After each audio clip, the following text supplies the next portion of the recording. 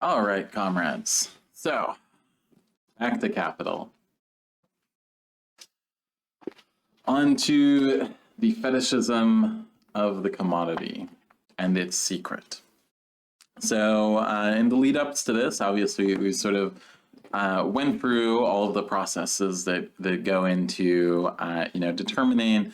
Marx has gone through this long process, has determined, how do we compare one commodity to another, how that reveals sort of this universal aspect of labor between them, and how money emerges as this kind of universal commodity that is used to understand the value of each other commodity, but that it has this role of universal commodity, but it's not value itself. Like value itself is not gold or price or whatever it may be. It is underlying that is necessarily this labor, that is this common element to all these different commodities. And here in this section, Marx is going to start to sort of tile this together and use it to explain, what is you'll hear this all the time in Marxist works, the fetishism of the commodity. So we've got a few pages to get through, but we're going to go through a little slower than we went through the other sections, and we're going to pay proper attention to Marx's words here. So, the fetishism of the commodity and its secret. A commodity appears at first sight an extremely obvious, trivial thing, but its analysis brings out that it is a very strange thing, abounding in metaphysical subtleties and theological niceties. So far as it is a use value, there is nothing mysterious about it, whether we consider it from the point of view that by its properties it satisfies human needs, or that it first takes on these properties as the product of human labor. So again, we're taking a step back here. It seems, and Marx is going to do this all the time in this sort of analysis, like, a commodity, it seems obvious what a commodity is. It's something we take for granted. It's common sense. You don't need to interrogate it. You just know what it is. You know how it works.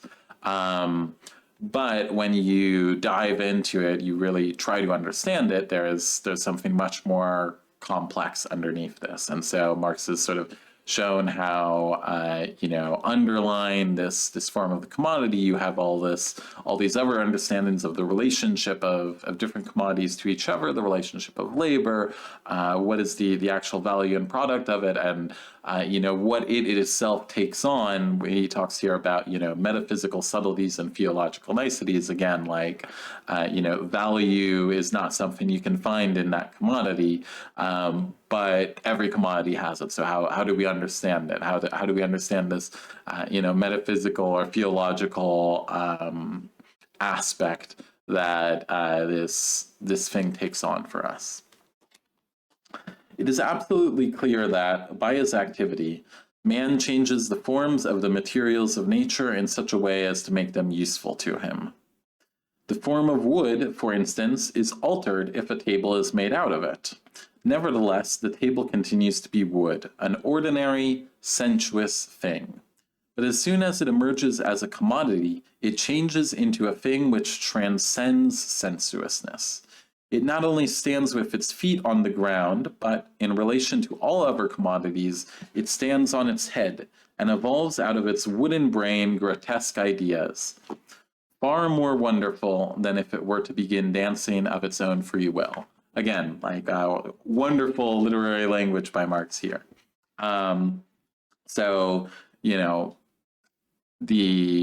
The wood itself hasn't changed. It's still the same material. It's been worked over into something, but as soon as it becomes a commodity, it takes on these aspects that go far beyond it, that transcend its physical capacity and take on this spectacular social role. The mystical character of the commodity does not therefore arise from its use value. Just as little does it proceed from the nature of the determinants of value, For in the first place, however varied the useful kinds of labor, or the productive activities, it is a physiological fact that they are functions of the human organism, and that each such function, whatever may be its nature or its form, is essentially the expenditure of human brain, nerves, muscles, and sense organs. Secondly, with regard to the foundation of the quantitative determination of value, namely the duration of that expenditure or the quantity of labor, this is quite palpably different from its quality. In all situations, the labor time it costs to produce the means of subsistence must necessarily concern mankind, although not to the same degree at different stages of development. And here we have another footnote to go through.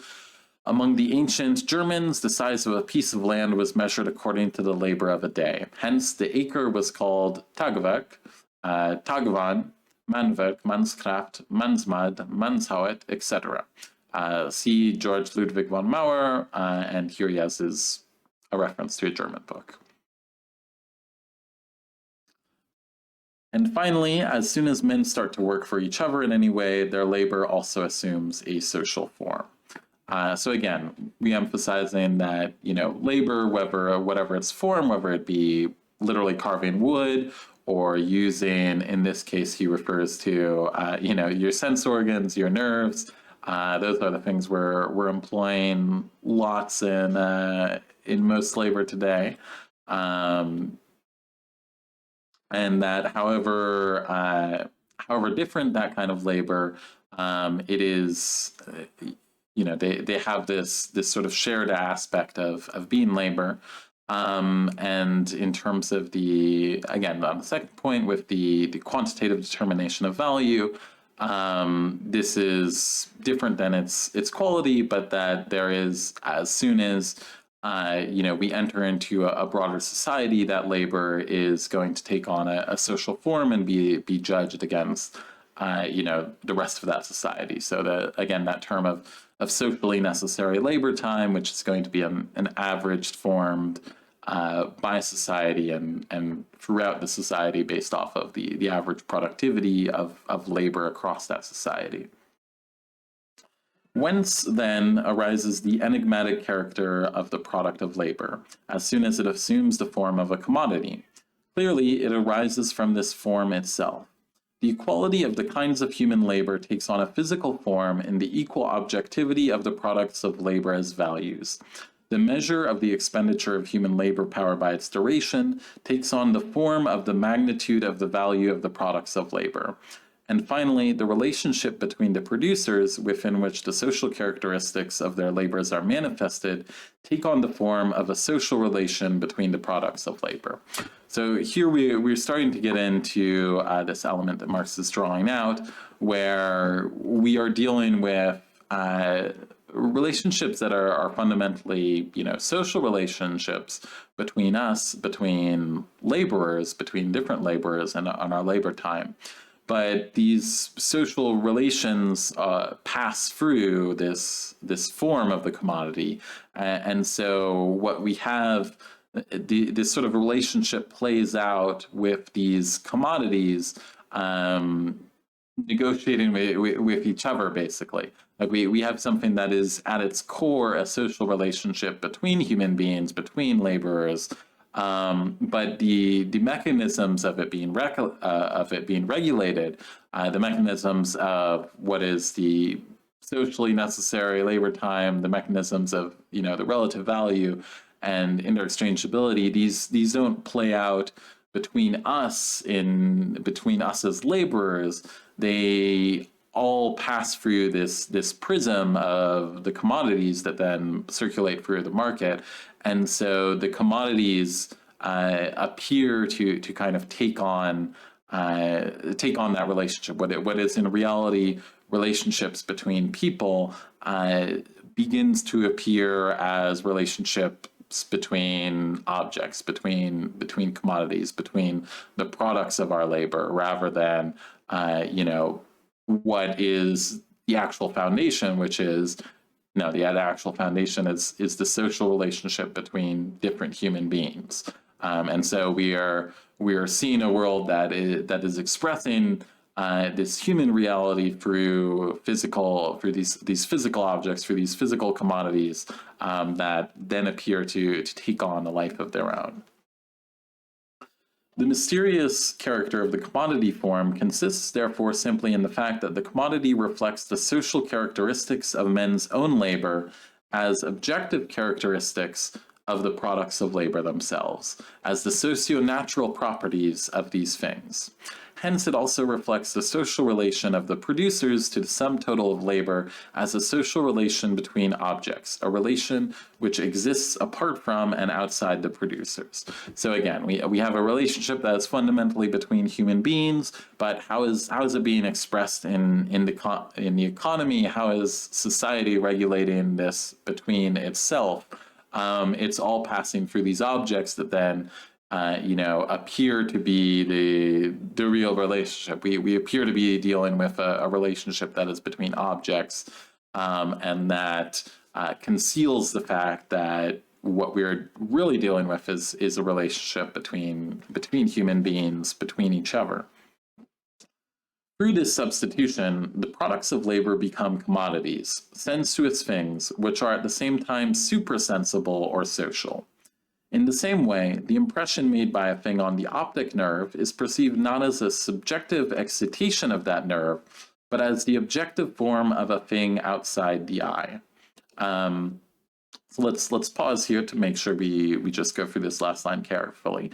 So the impression made by a thing on the optic nerve is perceived not as a subjective excitation of that nerve, but as the objective form of a thing outside the eye. So when we're seeing something, what is actually happening is, we're having light reflect off an object, reflect into our optic nerves, and that is being, processed in a certain way. And we feel that processing as being the, objective, we're seeing something. Oh, I'm just seeing that object. No, you're not really seeing the object. What you are is your eye is, processing this light that is bouncing off things. It's an experience that in reality is happening within the eye. But superficially it appears you just understand, oh, well, I see X thing. And it seems like you're seeing is something that happens outside of you in the kind of superficial form, but in reality what you're dealing with is a process that your eye is calculating and working through these different beams that are bouncing off a particular object. In the act of seeing, of course, light is really transmitted from one thing, the external object, to another thing, the eye. It is a physical relation between physical things. As against this, the commodity form and the value relation of the products of labor within which it appears have absolutely no connection with the physical nature of the commodity and the material relations arising out of this.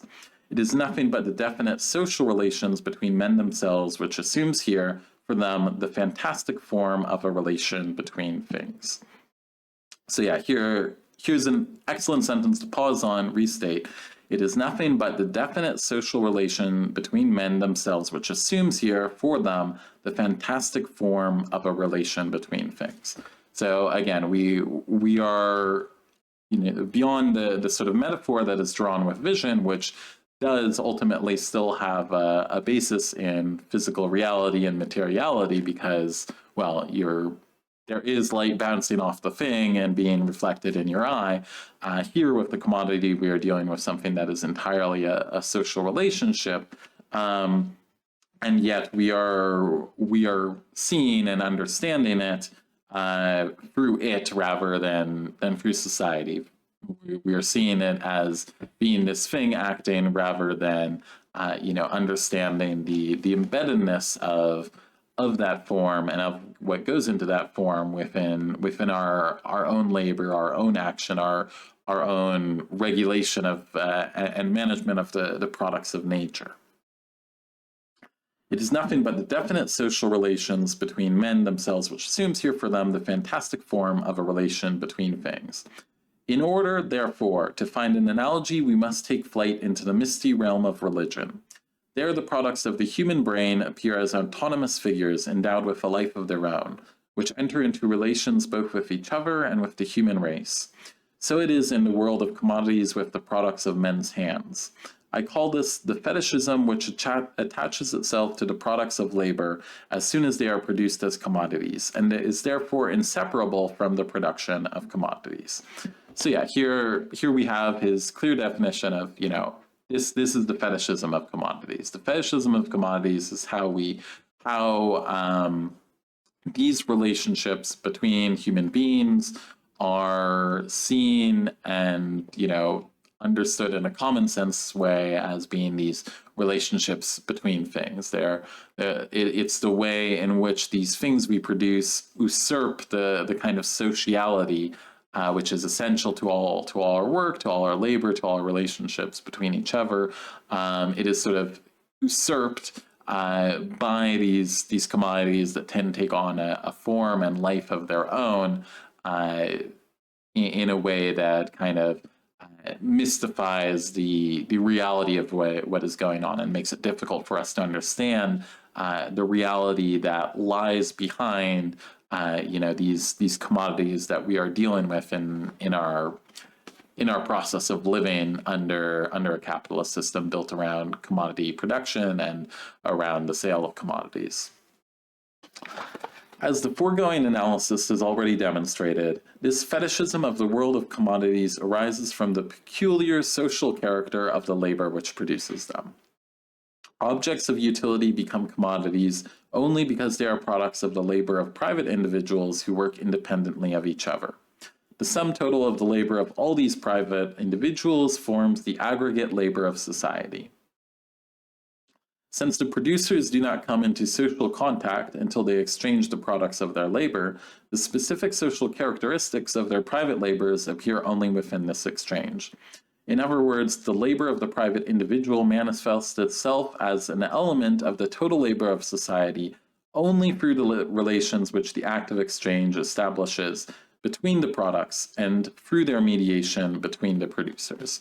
So again, we are only able to see the social nature of our own individual labor reflected in terms of how the product of that labor, how the commodity we produce relates to a whole series of other commodities produced throughout society. So the sociality of our own actions is only revealed to us and is managed under the capitalist system through these commodities. To the producers, therefore, the social relations between their private labors appear as what they are, i.e., they do not appear as direct social relations between persons and their work, but rather as material relations between persons and social relations between things. So here we have this inversion of the relation. We have the social relationship is happening between the things.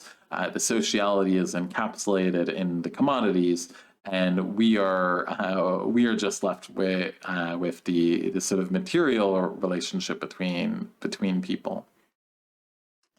It is only by being exchanged that the products of labor acquire a socially uniform objectivity as values, which is distinct from their sensuous, varied objectivity as articles of utility. So again, we're here dealing with the importance of the difference between use value, what it's used for ultimately, and exchange value, which is what it is traded for within the world of commodities.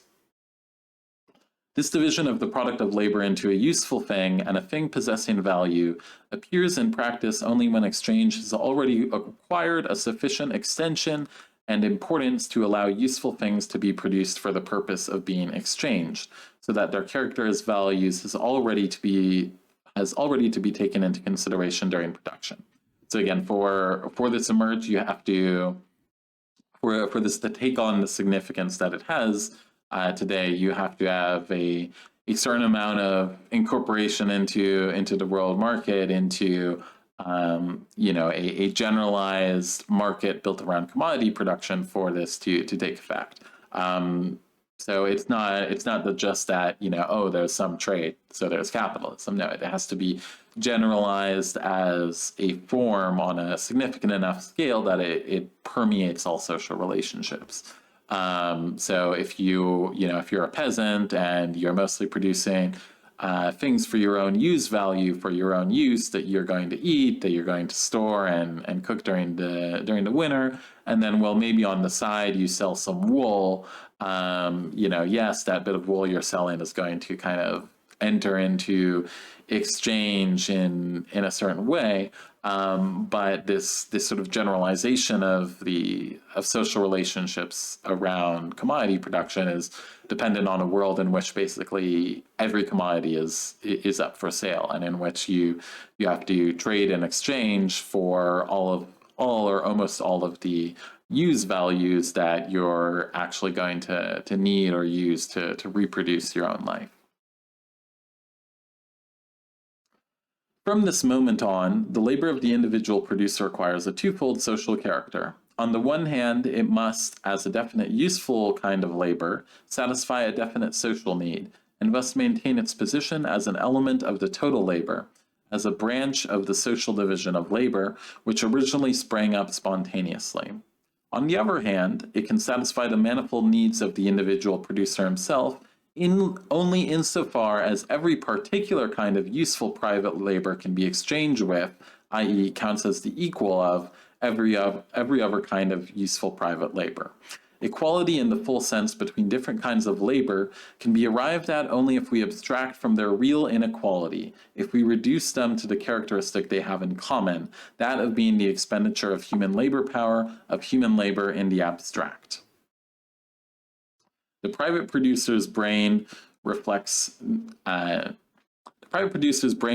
this twofold social character of his labor only in the forms which appear in practical intercourse, in the exchange of products. Hence, the socially useful character of his private labor is reflected in the form that the product of labor has to be useful to others, and the social character of the equality of the various kinds of labor is reflected in the form of the common character as values possessed by these materially different things, the products of labor. So again, here also we have this understanding of human labor as this universal underlying aspect depends on the generalization of the commodity form and of production for commodities. Like you can't quite understand this underlying aspect if, again, you're in an older society, if you're in ancient Greece, where there's mostly, your own individual peasant production, and then, maybe there's slaves employed in the state silver mines, and it's not clear that labor is this universal thing until you're in a situation where labor has to be traded against everything else, where you're specialized in one type of product of labor, and then you're trading it on this market for all the other potential products of labor, all the other potential use values that you need. And again, the socially useful character of his private labor is reflected in the form that the product of labor has to be useful to others. So again, to see this, the social character of the product of your own labor, it has to meet these needs of other people, and then be related within that, within the relations of exchange. And within that, then you're able to see the social character of your own labor, but the sort of content of your labor isn't clear until you're actually sort of entering it into that process where it is exchanged against, then works as part of this sort of social collection, and is kind of averaged across society. And this way, when a society reaches that level, you're able to see, this sort of generalizable labor that underlies all the specific kinds of labor. So, you have carpentry, you have stonemasonry, you have metallurgy, But through this process of exchange for commodities, that kind of common element underlying them is then revealed and becomes something that you can understand, and you can understand your own labor within that. But again, it is something that is revealed through the commodities. That is not, and so you have to do this whole process that Marx is then to understand what is behind that commodity to unveil that, under that commodity, under the sort of wrapping paper of that commodity form, there is your own sort of social labor that is passed through this process and has become regulated through exchange throughout the rest of society. Men do not therefore bring the products of their labor into relation with each other as values because they see these objects merely as the material integuments of homogeneous human labor. The reverse is true. By equating their different products to each other in exchange as values, they equate their different kinds of labor as human labor. They do this without being aware of it. And here we have a footnote. Therefore, when Galliani said, value is a relation between persons, he ought to have added a relation concealed beneath a material shell. So here we have Marx commenting on Never Economist, but also giving us a very useful summary of the underlying idea here. Value is a relationship between persons, but value is a relationship that is concealed beneath a material shell. And that concealment is what Marx is calling the fetishism of the commodity. Value, therefore, does not have its description branded on its forehead. It rather transforms every product of labor into a social hieroglyphic. Later on, men try to decipher the hieroglyphic, to get behind the secret of their own social product. For the characteristic which objects of utility have of being values is as much men's social product as is their language. The belated scientific discovery that the products of labor, insofar as they are values, are merely the material expressions of the human labor expended to produce them, marks an epoch in the history of mankind's development, but by no means banishes the semblance of objectivity possessed by the social characteristics of labor. Something which is only valid for this particular form of production, the production of commodities, namely the fact that the specific social character of private labor is carried on independently of each other, consists in their equality as human labor, and in the product assumes the form of the existence of value, appears to those caught up in the relations of commodity production, and this is true both before and after the above-mentioned scientific discovery, to be just as ultimately valid as the fact that the scientific dissection of the air into its component parts left the atmosphere itself unaltered in its physical configuration. What initially concerns producers in practice when they make an exchange is how much of some other product they get for their own. In what proportions can the products be exchanged? As soon as these proportions have attained a certain customary stability, they appear to result from the nature of the products. So that, for instance, 1 ton of iron and 2 ounces of gold appear to be equal in value, in the same way as a pound of gold and a pound of iron are equal in weight, despite their different physical and chemical properties. The value character of the products of labor becomes firmly established only when they act as magnitudes of value. These magnitudes vary continually, independently of the will, foreknowledge, and actions of the exchangers. Their own movement within society has for them the form of a movement made by things, and these things, far from being under their control, in fact control them. So good point to take a quick pause as well. Again, restating this difference, and also talking about how when this when you are living under capitalism, when you are living and breathing in the system, the natural relation appears to be between these commodities. It does not necessarily grab you that, oh, this is an exchange between labor, because capitalism is forming the entirety of our kind of social knowledge of our world of understanding. And so there's a sort of universality to the commodity of form that becomes naturalized by us in a way that makes it naturalize that we are dealing with relationships between things, that we are dealing with, this camera is $500, this book is $20. It's just value is just this thing that these objects have. And it only kind of, like, you have to take a step back to understand what's underlying that. And part of, what helped Marx to be so insightful was that, he was coming at a period when, capitalism was still developing and transforming things. And so there was still these remains of feudal production, of pre-capitalist relationships. And so you could see the transformations that capitalism was making in a way that is harder for us today, because we live in a world in which capitalism has been so generalized, is the entirety of our universe of social knowledge, that this kind of natural aspect to capitalist relations appears even.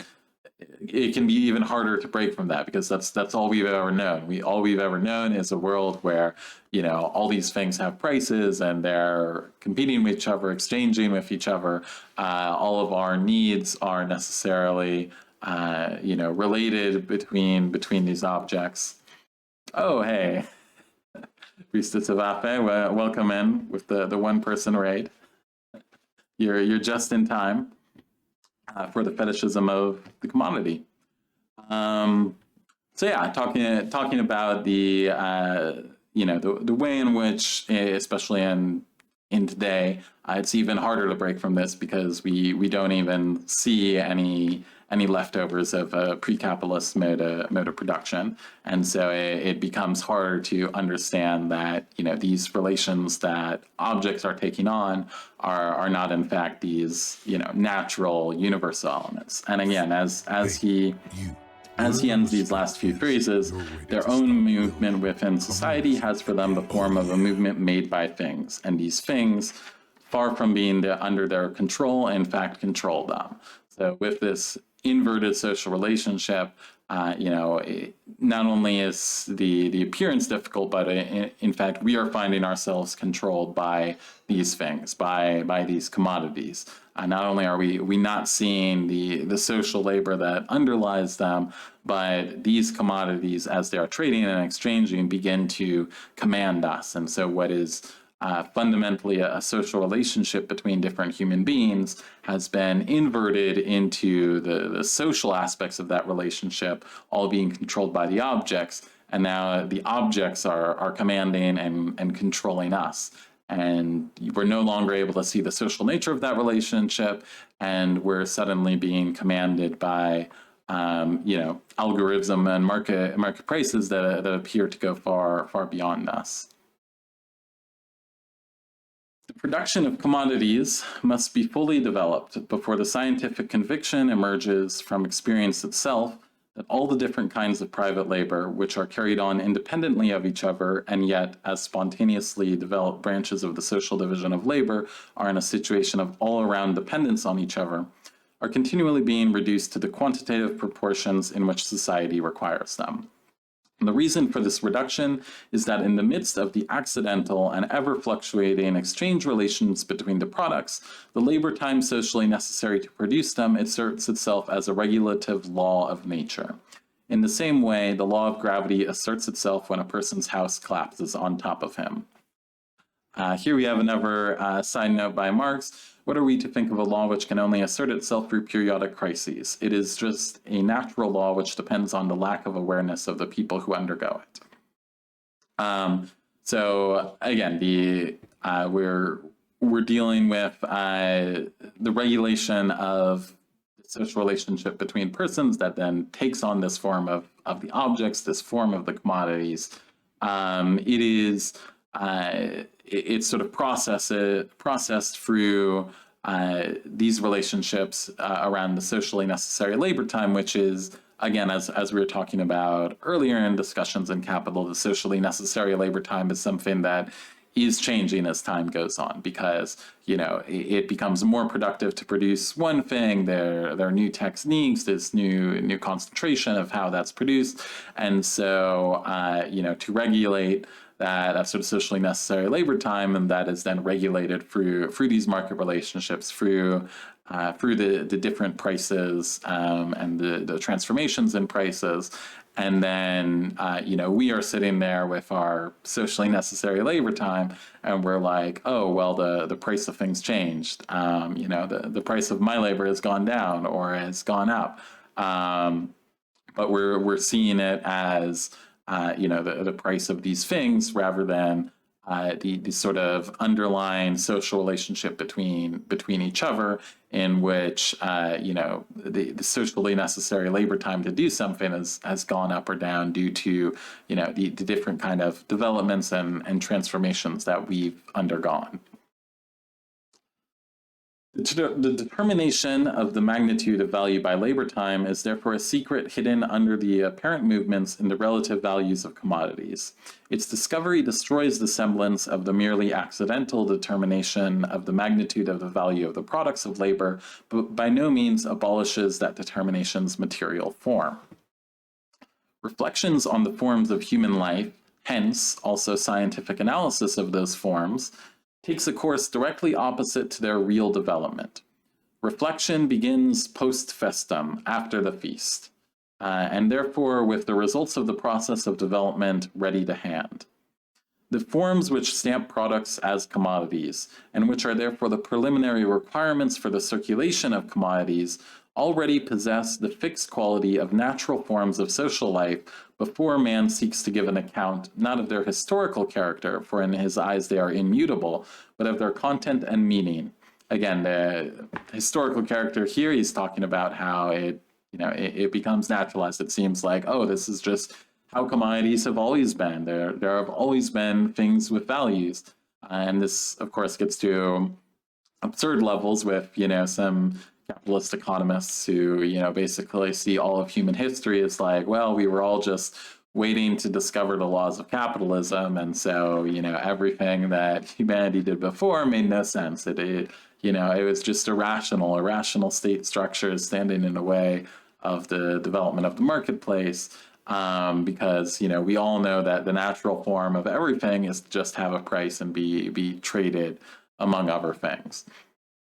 Which obviously is not consonant with an actual historical understanding of humanity, or how humanity developed its relationship with labor, and the different ways in which we had to produce things, before the seeds of what is today the capitalist mode of production could even start to sprout up.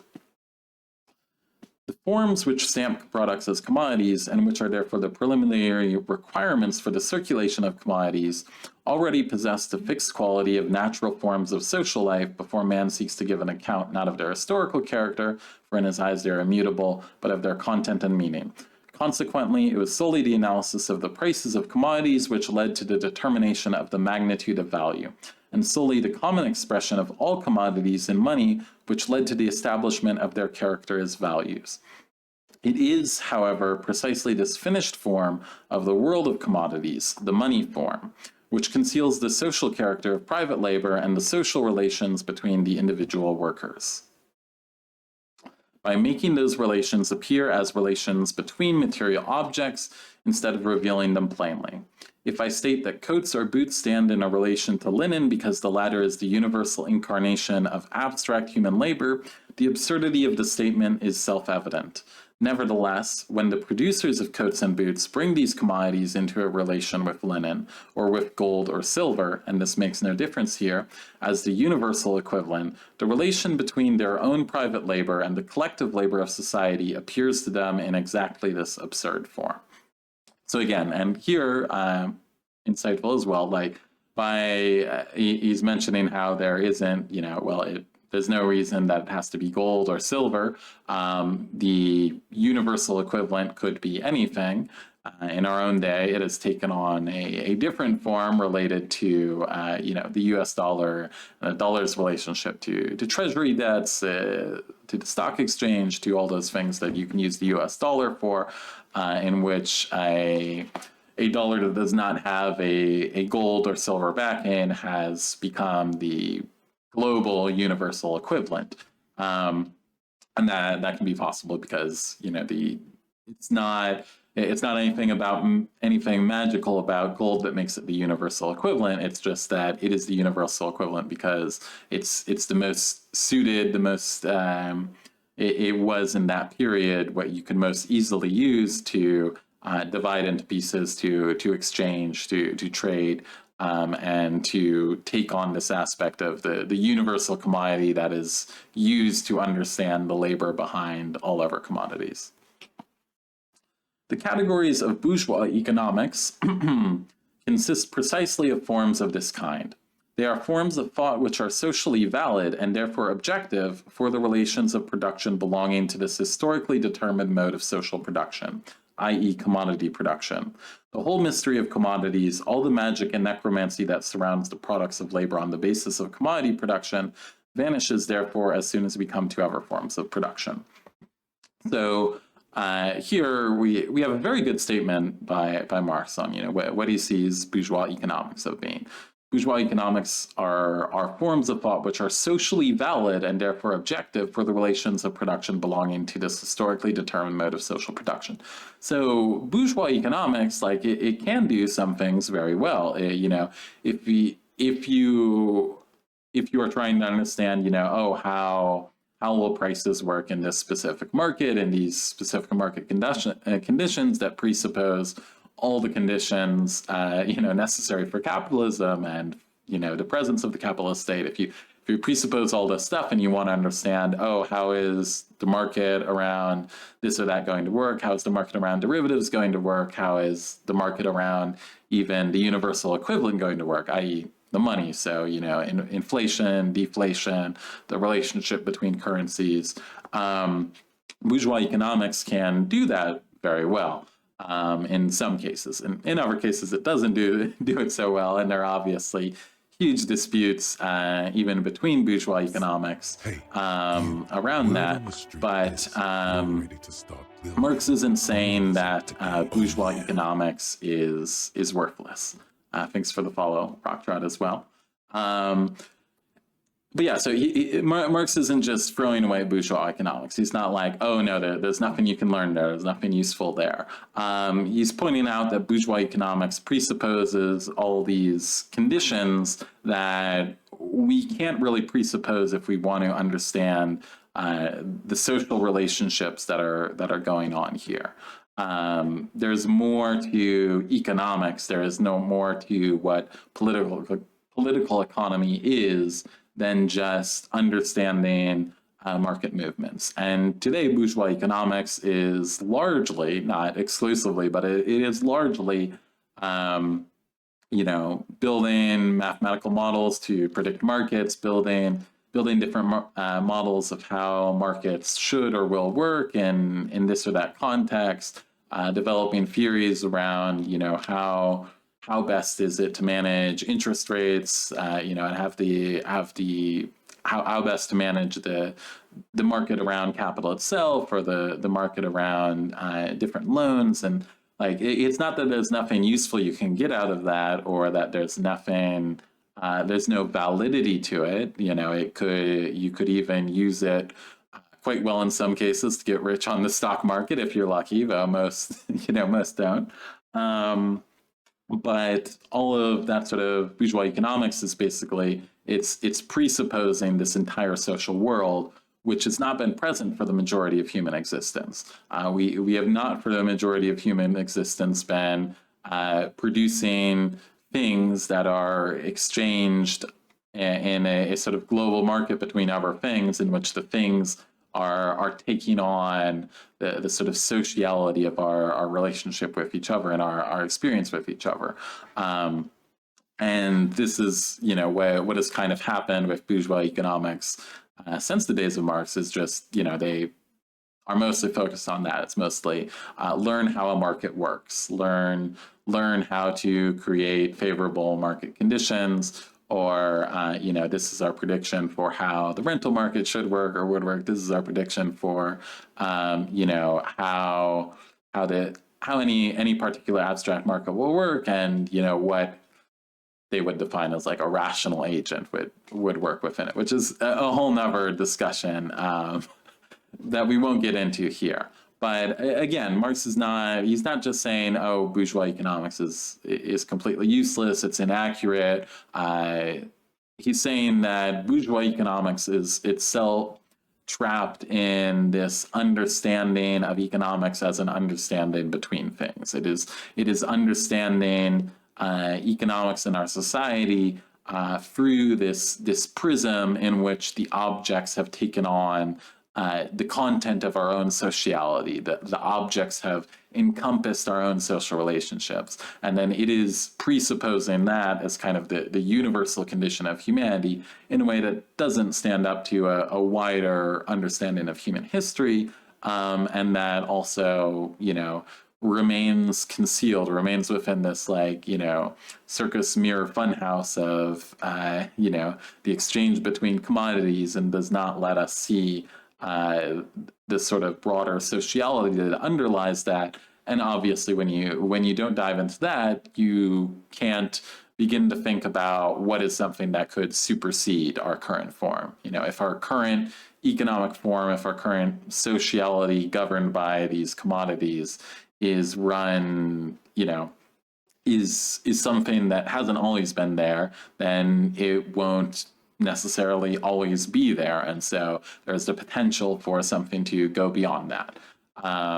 Obviously, Marx isn't going to dive into that as much in this book in particular, where we are understanding how that works and what is the sort of underlying social relations between those relations between things.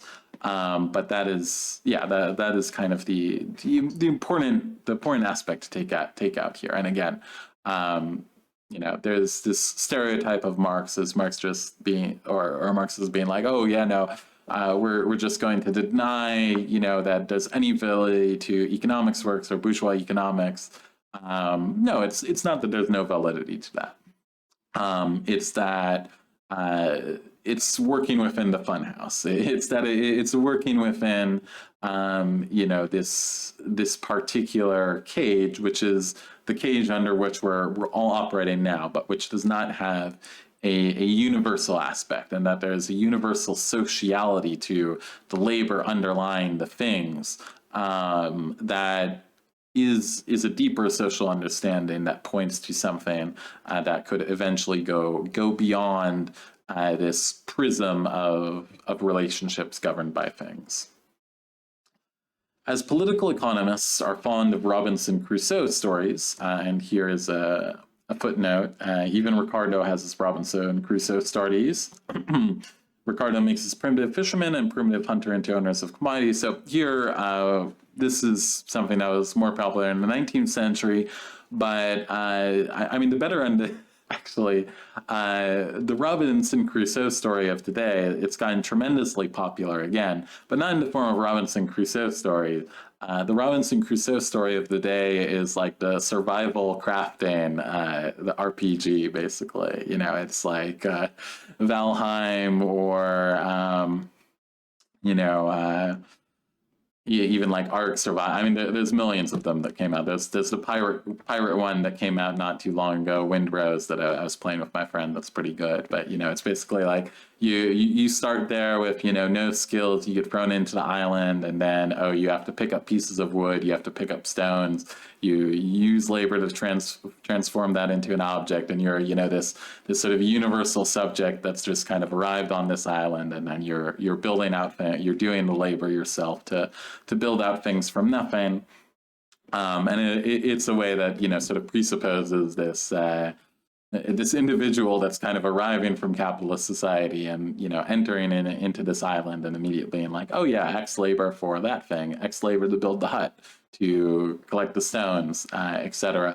And that is this kind of isolated individual arrive to this natural state of the world. And they're very satisfying as games because, we are all so highly alienated in our labor today that, we like to play a game where we go in and we can see, oh, look, I actually produced something. I produced something that's a use value for me.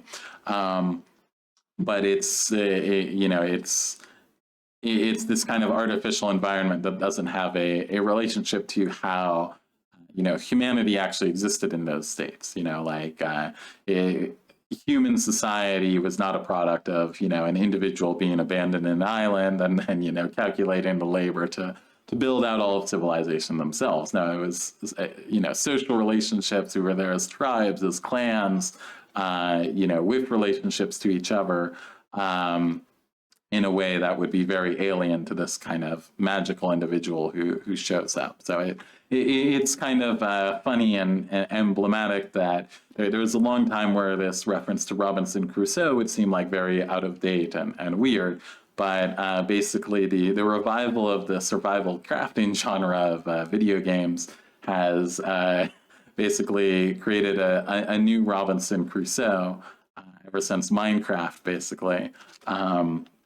And basically it's that someone shows up in the world, and that is kind of used or was used by these classical political economists as like a metaphor to try to calculate how labor is understood, or how we would understand our early relationships to nature. And of course, what does that miss? It misses that, well, obviously in historically, we weren't in relation to the nature as, an individual show up in an island. We were a social whole interacting as a social whole with nature.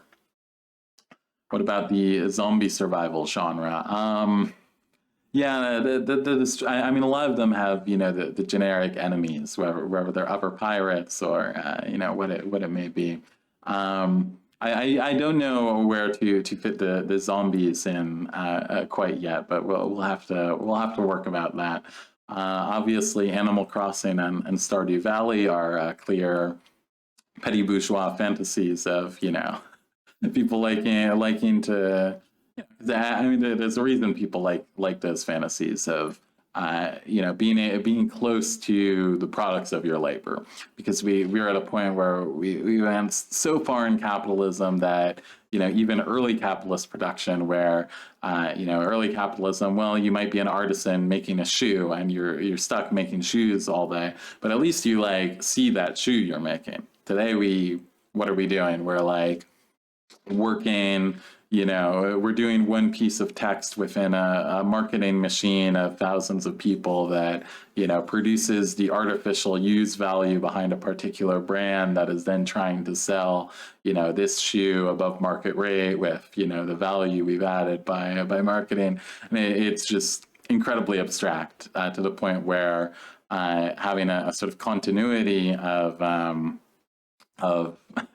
the products of our labor would be considerably more attractive. Yeah. All right, back to the text for a bit. As political economists are fond of Robinson Crusoe stories, let us first look at Robinson on his island. Undemanding though he is by nature, he still has needs to satisfy, and must therefore perform useful labors of various kinds. He must make tools, knock together furniture, tame llamas, fish, hunt, and so on. But I don't think any of the games have gotten llama taming. I'm waiting for the one with llama taming. That's the one I'm going to jump on. But yes, you can see this is straight up a summary of survival crafting gameplay. You get there, you punch the tree, you get your wood, you punch the rock, you get your rock, then you form your axe, you use the axe to take down the tree, you build your camp, you build your chair. It's exactly survival crafting gameplay.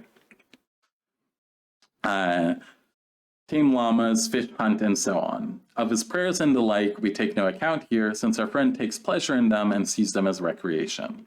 Despite the diversity of his productive functions, he knows that they are only different forms of activity of one and the same Robinson, hence only different modes of human labor. Necessity itself compels him to divide his time with precision between his different functions, Whether one function occupies a greater space in its total activity than another depends on the magnitude of the difficulties to be overcome in attaining the useful effect aimed at. Our friend Robinson Crusoe learns this by experience, and having saved a watch, ledger, ink, and pen from the shipwreck, he soon begins, like a good Englishman, to keep a set of books. So here we're seeing the satirical element of, Marx emphasizing the artificiality of this, is that, no, you're not just throwing anyone on the island, you're throwing an Englishman who is used to taking accounts and has a sociality formed within capitalism, who is then going to, take out this book and ledger and write up, it takes me X labor to cut down a tree and Y labor to fish a fish. His stockbook contains a catalog of the useful objects he possesses, of the various operations necessary for their production, and finally of the labor time that specific quantities of these products have on average cost him. All the relations between Robinson and these objects that form his self-created wealth are here so simple and transparent that even Mr. Sedley Taylor could understand them. Here is a side note. The original German here has M. Wirth, chosen by Marx as a run-of-the-mill vulgar economist and a propagandist familiar to German readers. Oh God, this would be Thomas Friedman, basically. You can just put Thomas Friedman in here probably, and it's a perfect one-to-one update for today. All the relations between Robinson and these objects that form a self-created wealth are here so simple and transparent that even Thomas Friedman could understand them. And yet those relations contain all the essential determinants of value. Let us now transport ourselves from Robinson's island, bathed in light, to medieval Europe, shrouded in darkness. Here, instead of the independent man, we find everyone dependent. Serfs and lords, vassals and suzerains, laymen and clerics. So again, if you step into a medieval dynasty right now, there's this weird thing where they introduce you to the game, and it's just like, oh yeah, you're a peasant, you're gonna have to pay taxes, but whatever, just go do your labor, form your village, whatever. That wasn't the deal that any peasant was going to get. You were going to be born into a village. There were going to be certain social rights and relations and obligations. There were going to be these, forced structuring of relations in a way that isn't this free world that is kind of represented in the minds of economics. So here, instead of the independent man, we find everyone dependent. Serfs and lords, vassals and suzerains, laymen and clerics. Personal dependence characterizes the social relations of material production as much as it does the other spheres of life based on that production. But precisely because relations of personal dependence form the given social foundation, there is no need for labor and its products to assume a fantastic form different from their reality. They take the shape in the transactions of society of services in kind and payments in kind. The natural form of labor, its particularity, and not, as in a society based on commodity production, its universality, is here its immediate social form. The corvée can be measured by time just as well as the labor which produces commodities, but every serf knows that what he expends in the service of his lord is a specific quantity of his own personal labor power. The tithe owed to the priest is more clearly apparent than his blessing. Whatever we may think, then, of the different roles in which men confront each other in such a society, the social relations between individuals in the performance of their labor appear at all events as their own personal relations, and are not disguised as social relations between things, between the products of labor. So here we're talking about how, under a sort of feudal system, what is your obligation as a peasant? Well, you have to, work a certain number of hours on the fields of the Lord. And so it's very easy to understand, that this relationship you're working with is a personal relationship. Generally a personal relationship enforced by violence. If you're just like, no, I don't want to work on your farm, that's what the knight's for. The knight's there to put on his armor and, kill you if you try to uprise with your fellow peasants, because that's, that's how they get the surplus, So you, for the protection of the knight, to get his protection, you have to give a certain amount of labor to the local lord's estate, And it's very clear that, well, that relationship is X amount of my labor. Or, in some cases, if it's a portion of your harvest or a minimum amount of your harvest, well, I'm farming wheat. I have to turn over so many bushels of wheat every year to the Lord. But it's very clear what's going on there. But this sort of sociality of labor is then concealed in a form of society in which commodity production is generalized, because there I'm just producing, copies of capital. I'm just playing a small part within producing copies of capital, and then those are being sold on the marketplace, and everything is mediated by those things, mediated through those objects in a way that simply wasn't the case in previous societies, because previously, it was quite clear that there is this social relationship. And so, part of the key for understanding, what's different about the capitalist mode of production and what is kind of difficult about it, this ties into, what within within the tradition of political Marxism is talked about heavily as, the division between the political and economic. Like that is a new thing, the idea that there is the separation between the political and the economic. That is a specifically capitalist thing, a defining feature of capitalism, this artificial separation between the political and economic, because that separation didn't exist under feudalism. The political and the economic are very clearly united. It's the Lord. He's going to take the political action of stabbing you with his sword, if you're not doing the economic act of giving over the bushels of wheat he expects.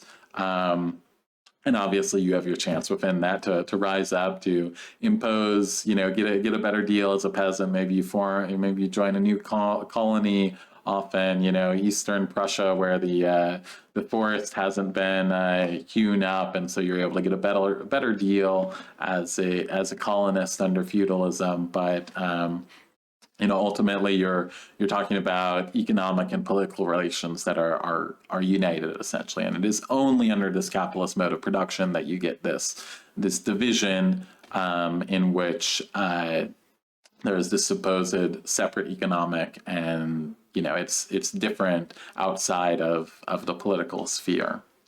And so it becomes possible for someone to say, oh, I'm not interested in politics. It's impossible.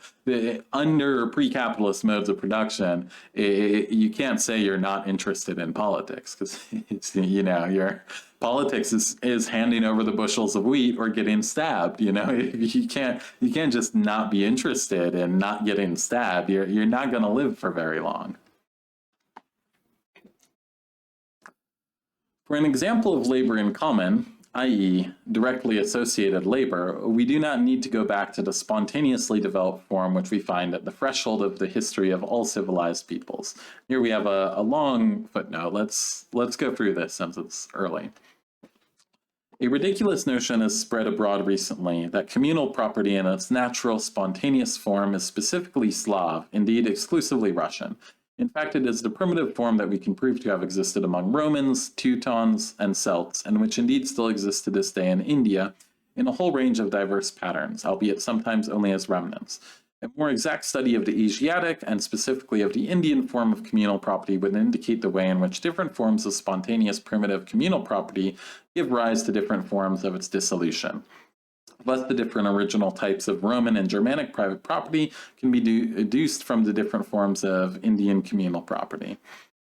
So here he's taking, criticizing a notion that would have been common at his time, that, there's something very specific about the communal peasant forms that were in, some parts of Russia, the Slavic world at this time, and he's pointing out that no, those were once prevalent across the world in earlier stages of earlier modes of production.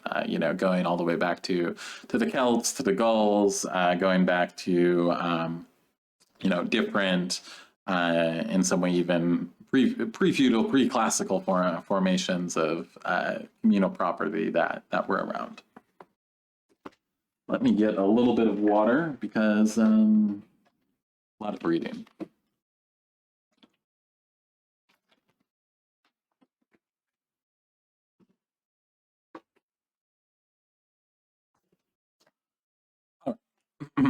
We have one near to hand in the patriarchal rural industry of a peasant family which produces corn, cattle, yarn, linen, and clothing for its own use. These things confront the family as so many products of its collective labor, but they do not confront each other as commodities. The different kinds of labor which create these products, such as tilling the fields, tending the cattle, spinning, weaving, and making clothes, are already in their natural form social functions, where they are functions of the family, which, just as much as a society based on commodity production, possesses its own spontaneously developed division of labor. The distribution of labor within the family and the labor time expended by the individual members of the family are regulated by differences of sex and age, as well as by seasonal variations in the natural conditions of labor. The fact that the expenditure of the individual labor powers is measured by duration appears here by its very nature, as a social characteristic of labor itself, because the individual labor powers, by their very nature, act only as instruments of the joint labor power of the family. So here again, we're talking about, oh, sorry, I need to, am I on the right page here? Yes, okay. Well, I've skipped ahead for a second.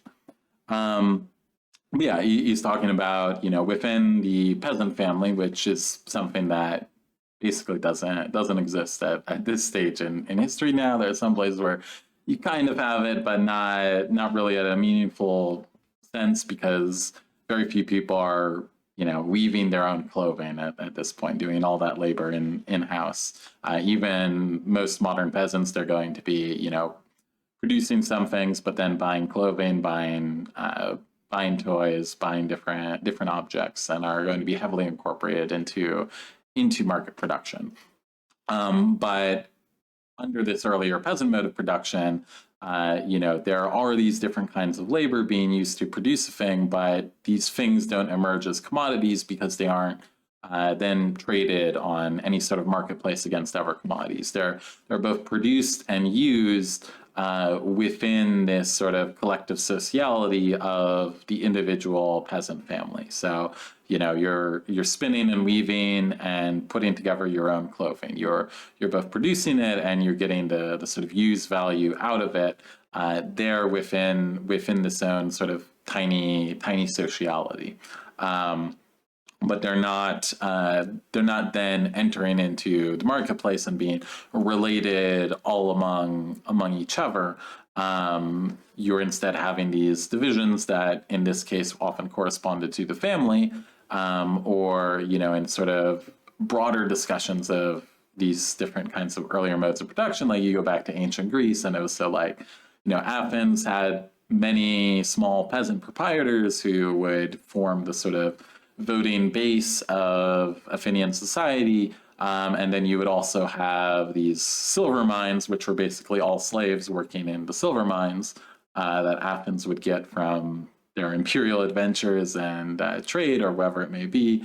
But there wasn't really this generalized kind of commodity production in a way that would allow anyone to understand a universality of labor. And specifically, like the presence of slave production, or the presence of these kind of clear family differentiations, like the different labor seems to correspond to, oh, well, you do that because you're a slave, or you do that because you're the wife. You're doing the wife's work of weaving. That's just what you do within the family.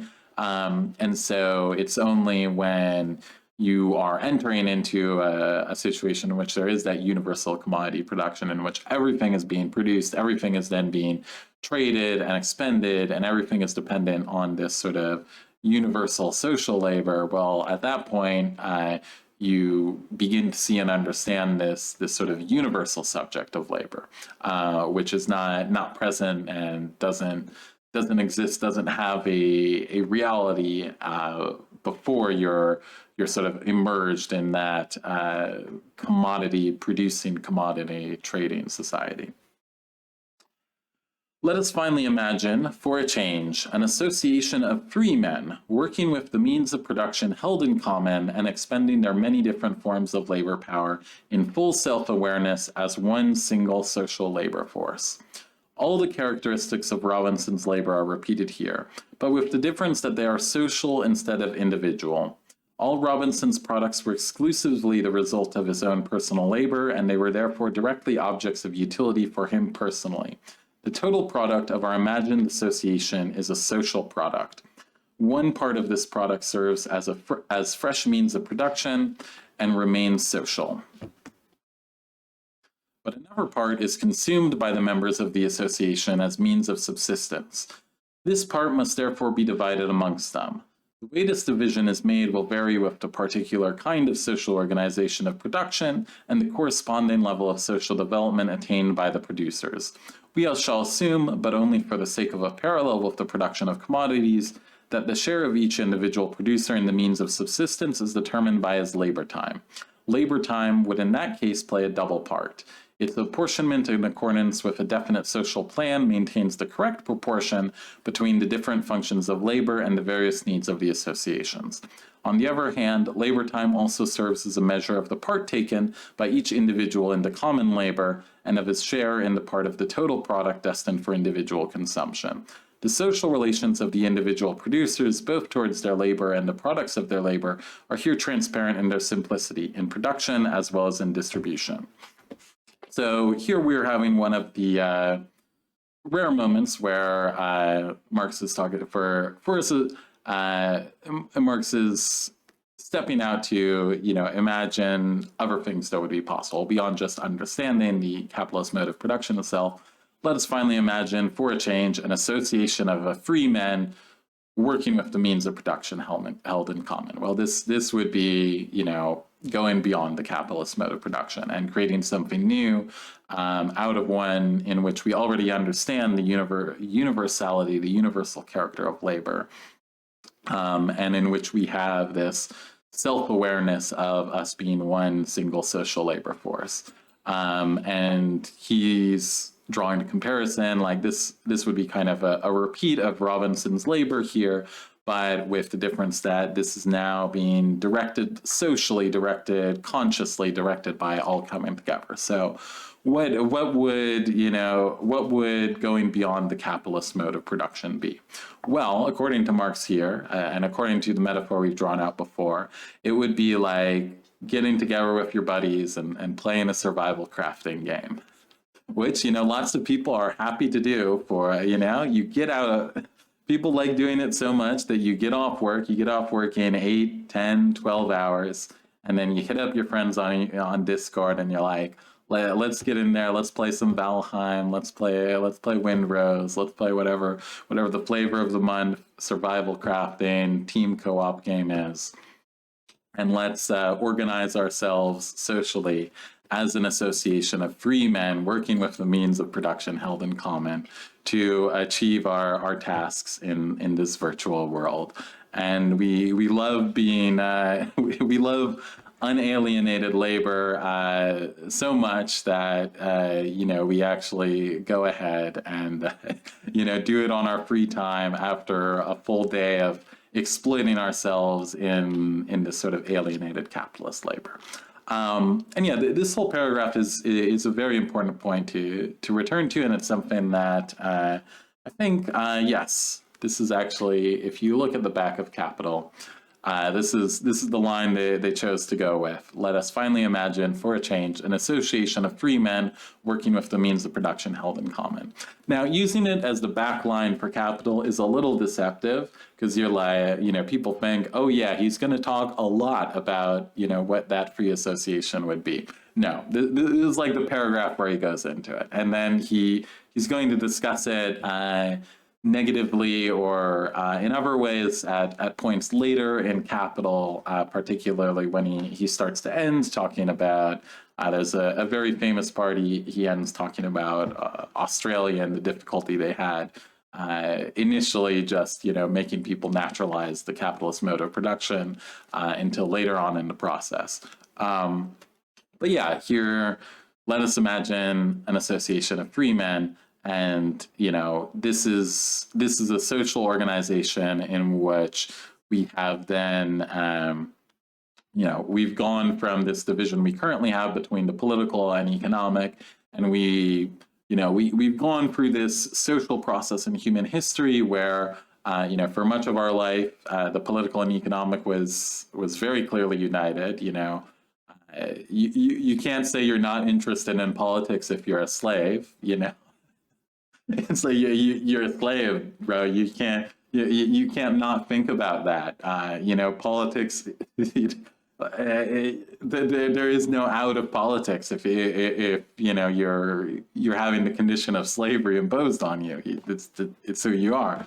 Only under capitalism do we have this kind of division where people have this idea of politics as this separate thing that you are interested or not interested in, or that you follow in the same way you follow your favorite sporting team, and hope they win in the big game and in the big election. But this is something that is particular to the capitalist mode of production, something particular to a mode of production where objects have kind of robbed us of our agency, robbed us of our sociality. The objects have taken on these pieces of sociality, and they've gone beyond us and are relating to each other. And so stepping beyond that is creating a society where we go from, having had this indivisible political and economic to then under capitalism, we have this division between the political and economic, and then the sort of step after that is reunifying the political and economic, but to do it on a new basis where we finally understand the universality of labor, the universality of labor and the sort of human equality that comes with that, and we are socially, consciously determining how to use our labor, how to produce among each other, how to relate to one another.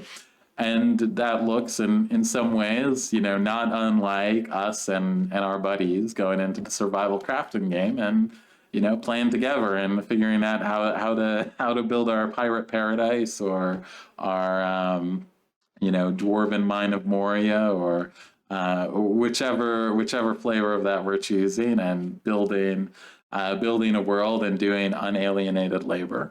And it's a world in which all of us would be much more willing to labor because, well, I've had social input on what I'm doing. I'm not a slave to producing X object.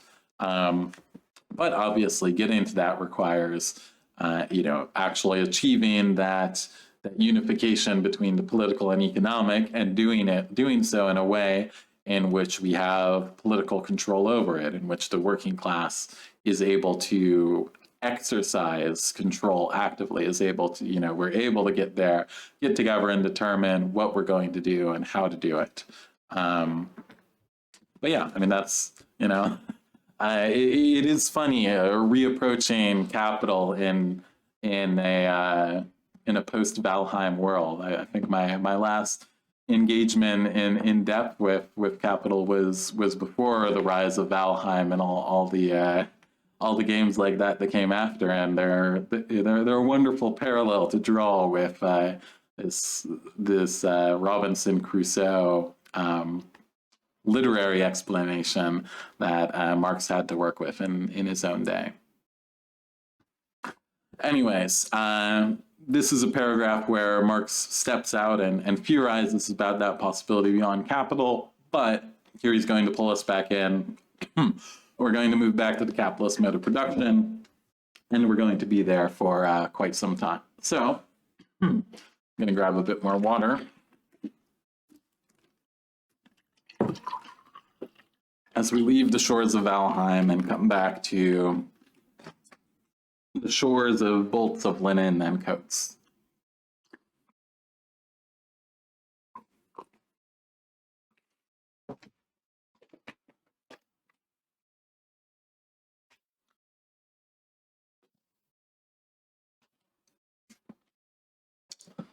For a society of commodity producers, So here we're talking about the capitalist mode of production, again, because, well, we're producing commodities. We're not just producing use values we've determined socially among ourselves, whose general social relation of production consists in the fact that they treat their products as commodities, hence as values, and in this material cyclic form bring their individual private labors into relation with each other as homogeneous human labor.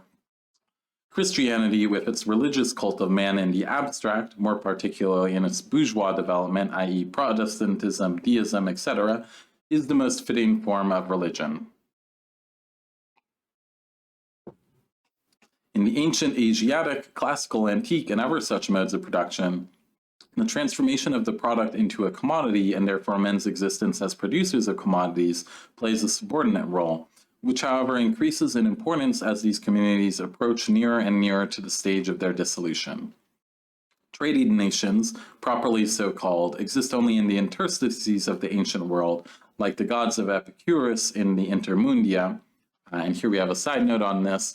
According to the Greek philosopher Epicurus, the gods existed only in the intermundia, or spaces between different worlds, and had no influence on the course of human affairs.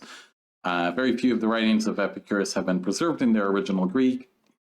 And I think Marx's doctoral dissertation was on Epicurus. So, like any good academic, Marx, is sitting there like, man, I got to find a way that my doctoral dissertation is useful. So let's bring the Epicureans in, because, I spent like 6 years of my life slaving away on that goddamn dissertation. I got to do something with it. So yeah, that's why he brings the Epicureans. But here he's talking about, and this is also an important phrase, trading nations, properly so called, exist only in the interstices of the ancient world. So here he's talking about, you could have something like the Phoenician city of Tyre, or in many ways even Carthage in its heyday. You would have this center of trade and commerce that, would have a certain universality in that, there would be widespread trade and commerce, but this wasn't the basis of most of the rest of society. Like if you went outside the walls of Carthage or even the walls of Rome, the vast majority of the society was in some sort of peasant or landowner or slave relationship of one kind or another, in which their actual social reproduction, in which their reproduction as a being themselves was. And this is also, here he's talking about in the ancient world, but this also extends later on. Even in the medieval world, there were certain cities that had merchant republics.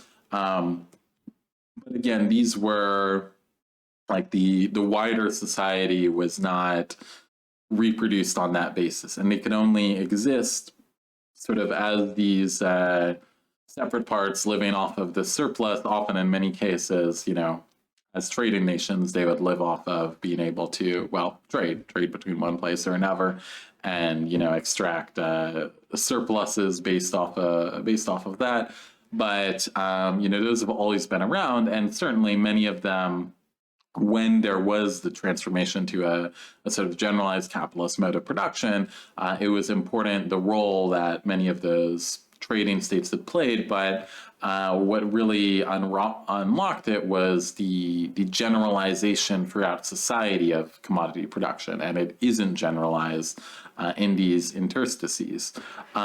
Still, it's something that is useful in terms of understanding, especially as we understand the world today, that not every place or every social estate form is necessarily going to be playing by the rules of the capitalist mode of production as a whole. So what are some examples of that? Well, today we can look at some, states like Saudi Arabia, or what will become Guyana, or Kuwait, or various states that are able to exist based off of extracting extraordinary rents from the land because their land has oil underneath it, and obviously there is a whole there are whole extensive labor involved in producing that and getting it to market and all of that.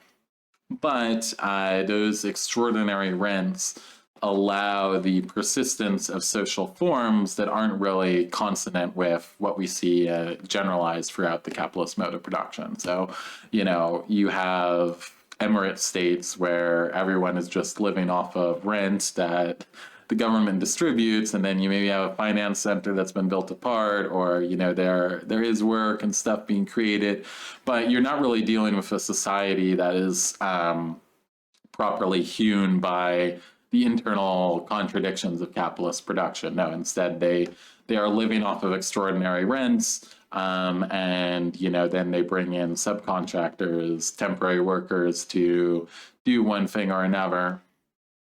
But they are kind of existing within the current mode of production. They're existing at the sort of interstices today.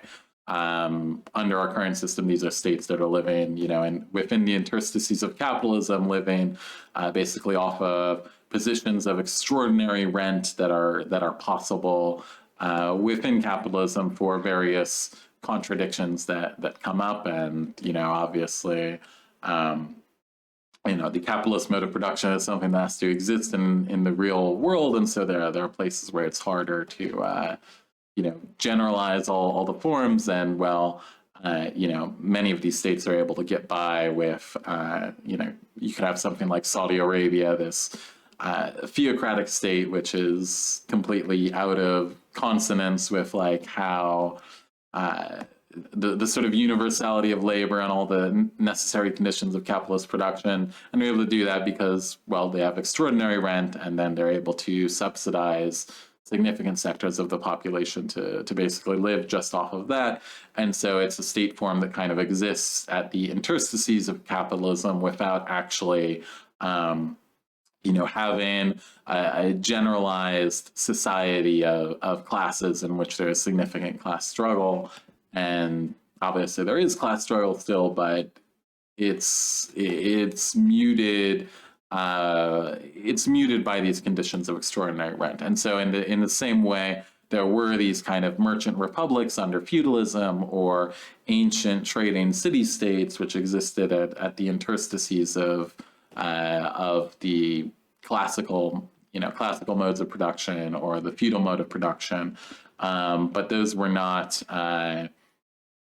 those were not generalizable, and were not useful for understanding what really was the broader social reality of production and of social reproduction.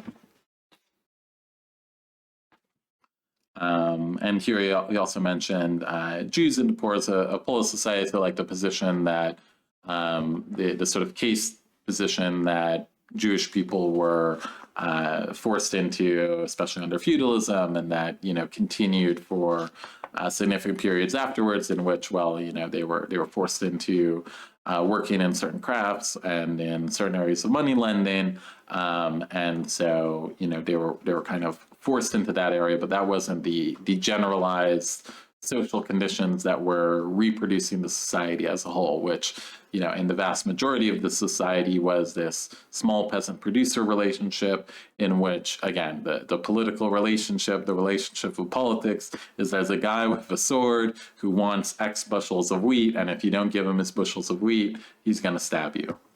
He may not stab you, but the mechanisms reduce it to one extent or another to that. Those ancient social organisms of production are much more simple and transparent than those of bourgeois society. But they are founded either on the immaturity of man as an individual, when he has not yet torn himself loose from the umbilical cord of his natural species connection with other men, or on the direct relations of dominance and servitude. Again, direct relations of dominance and servitude, guy with a sword doing his thing. They are conditioned by a low stage of development of the productive powers of labor, and correspondingly limited relations between men within the process of creating and reproducing their material life. hence also limited relations between man and nature. And yeah, also on this, the low development of productive powers of labor, you can imagine this in other ways where, the technological development, the advancement of productivity has, in many cases, made the labor more universal. So, if you don't have without advanced tools, and advanced development, it's like, okay, weaving, you're weaving from scratch. That's like a lot to learn. And then you have to compare that to like wood carving from scratch, and like wood carving with what? Well, with like a stone knife or with a better knife. And so the proper technological development, creating this sort of universal labor also makes it clear that those forms of labor have something more fundamentally in common, to the point where you can get a job at a garment factory one day, and then the next you get a job at a sausage factory. You get fired from there, you look for a job at a shoe factory, and you have to learn new things. But compared to, say, 200 years ago, learning how to make a shoe from scratch, that would have taken years of apprenticeship. These real limitations are reflected in the ancient worship of nature and in other elements of tribal religions. The religious reflections of the real world can, in any case, vanish only when the practical relations of everyday life between man and nature generally present themselves to him in a transparent and rational form. The veil is not removed from the countenance of the social life process, i.e., the process of material production, until it becomes production by freely associated men, and stands under their conscious and planned control. This, however, requires that society possess a material foundation or a series of material conditions of existence, which in their turn are the natural and spontaneous product of a long and tormented historical development. So here he's talking about here again is Marx's reflection on religion in part, and he's talking about how in the past, obviously, when we were extraordinarily impacted by nature, when our life could be over because of a river overflowing its banks, well, that river appears like this great force that we have to. We would maybe revere the spirit of the river, or spirits or gods we would associate with that river in particular. When you depend on the sun coming out to produce your crops, and you don't understand the sun and how the sun works, well, it makes a lot of sense to worship the sun as a god. It makes probably the most sense of anything to worship the sun, because, well, the sun is there, and it's obviously essential to life, and if it goes too hot, your crops don't grow. If it's blocked too much, your crops don't grow. Again, you need rain. You need all these natural forces that you don't necessarily understand. And so, if you want humanity to have this sort of rational vision of things, well, you have to understand those relations going beyond that. And more than understand, you then have to go beyond and exercise some sort of control. And we can kind of relate this to the sort of new forms of superstition and the new forms of religiosity that have kind of surged recently under capitalism. So, in the last 10, 15 years, as people have had increasingly precarious jobs, and in which life under capitalism appears to be this, gamble in which your only hope is to get like really lucky as an influencer, or you desperately want someone to come along and sweep you out of poverty. Well, what kind of idea would correspond to that? Well, you might start to think that. You just need to believe in yourself. You just need to believe that I'm going to make it. You need to manifest that you're going to be wealthy. And so you get these like new age philosophies of people want you just need to believe that you're going to get rich, that wealth will be attracted to you. You just need to be think like the wealthy, be wealthy, adopt the proper mindset, and that's how wealth will come to you. And it is, especially as capitalism becomes increasingly seems like a lottery, or we're competing against We're in a bad job market where you're competing against many other laborers for some job, and it seems up to chance. It seems out of our control. Well, that's going to make sense as an idea, and it's going to provide a certain amount of comfort and seem to have a kind of rational core under our society as it is today, because you're like, well, I just need to manifest wealth, and it will come to me. And if I believe hard enough that I deserve wealth, then I will get it. And yeah, we've like Marx began these two paragraphs in a period where he was talking about Protestantism is corresponding to the capitalist mode of production. We have sort of continued to evolve beyond that, in which we have certain forms of Protestantism that continue to do so quite heavily, particularly prosperity gospel nonsense you get in the U.S. and increasingly in Latin America, where God really needs your money, and so give it to the pastor who's going to have a private jet and be this manifestation of wealth that you're aspiring towards. But it also corresponds to all these sort of new age philosophies around manifesting wealth, or this reduction of spirituality to these new individual ideas and practices, where you just need to believe that wealth's going to come to you and you're going to win the lottery. And in some ways there's even a rationality to that, because, well, if you go into the job interviews with exuding that confidence and naturalizing what people are looking for, well, there's more. You might have more of a chance they'll select you and be like, oh yeah, this person is perfect to be exploited in our sales department. But yeah, this kind of element, it's continued to develop since the days of Marx, and we've gone beyond Protestantism, which had its own sort of good evolutions in one way or another as well. Like John Brown was a Protestant, and John Brown did nothing wrong whatsoever. John Brown was the perfect man of the 19th century. So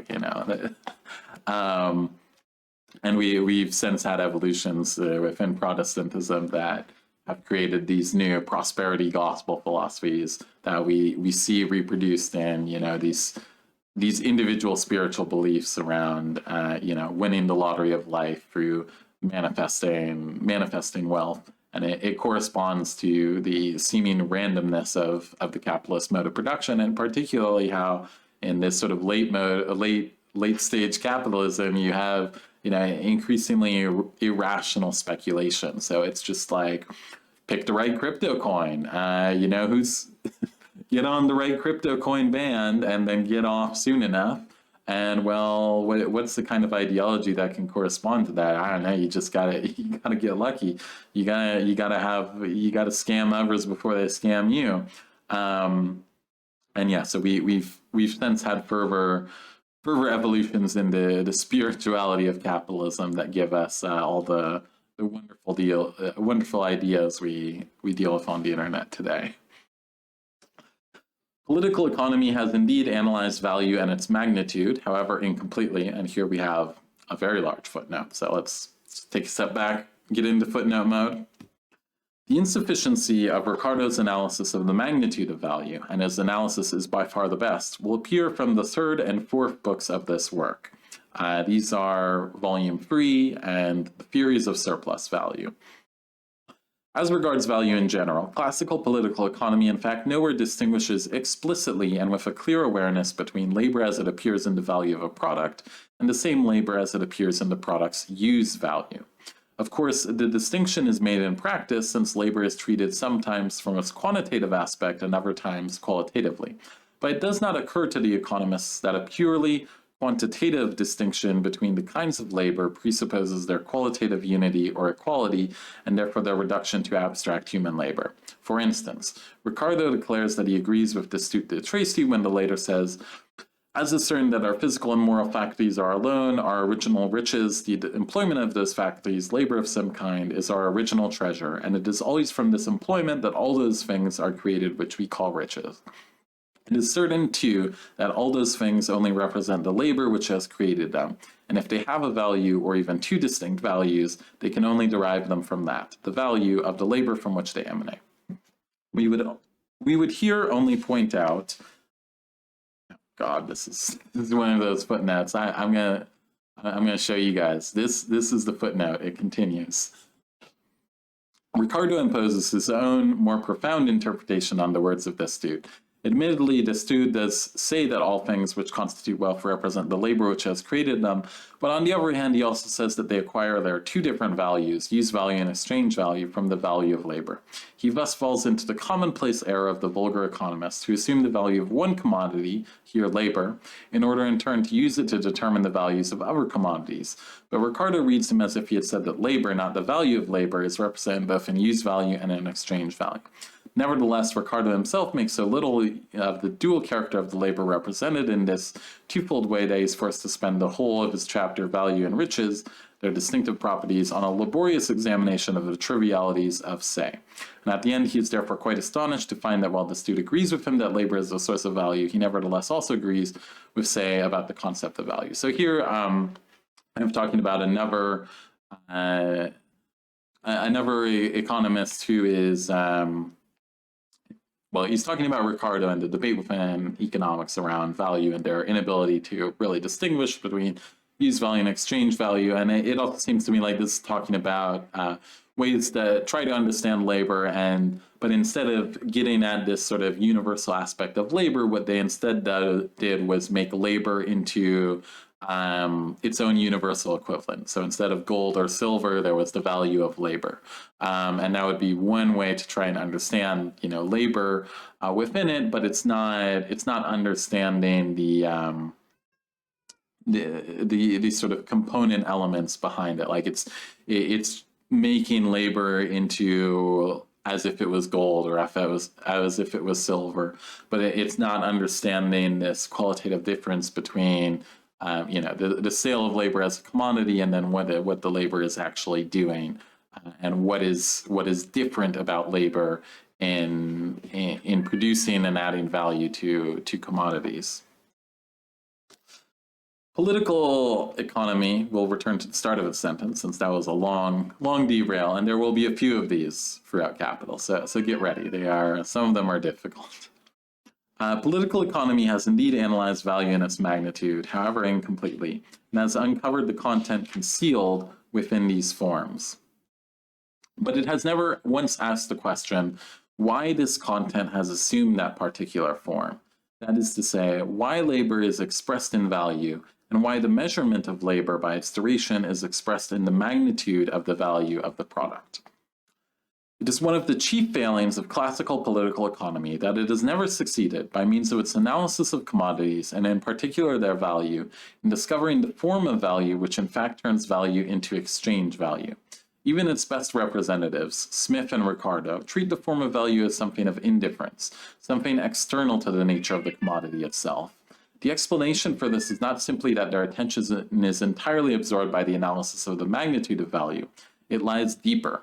The value form of the product of labor is the most abstract, but also the most universal form of the bourgeois mode of production. By that fact, it stamps the bourgeois mode of production as a particular kind of social production of a historical and transitory character. If then we make the mistake of treating it as the eternal natural form of social production, we necessarily overlook the specificity of the value form, and consequently of the commodity form together with its further developments, the money form, the capital form, etc. We therefore find that the economists who are entirely agreed that labor time is the measure of the magnitude of value have the strangest and most contradictory ideas about money, that is, about the universal equivalent in its finished form. I'm going to have to take a quick break here as my cat is complaining about the door, but we will be right back.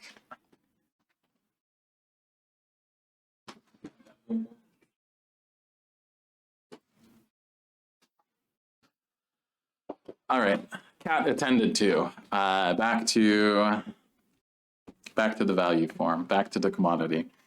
So this is quite an important, this is a long but actually important footnote by Marx, where some of these are these sort of side notes where he goes into a long discussion of Ricardo Assay or other political economists and some of the side references. But this one is an example of one of the footnotes where Marx is really kind of going in depth and using it to both summarize and sort of explain beyond, what his argument is here, which is a problem with the book. Engels should have maybe been a little harsher as an editor and been like, no, this clearly should be in the main text.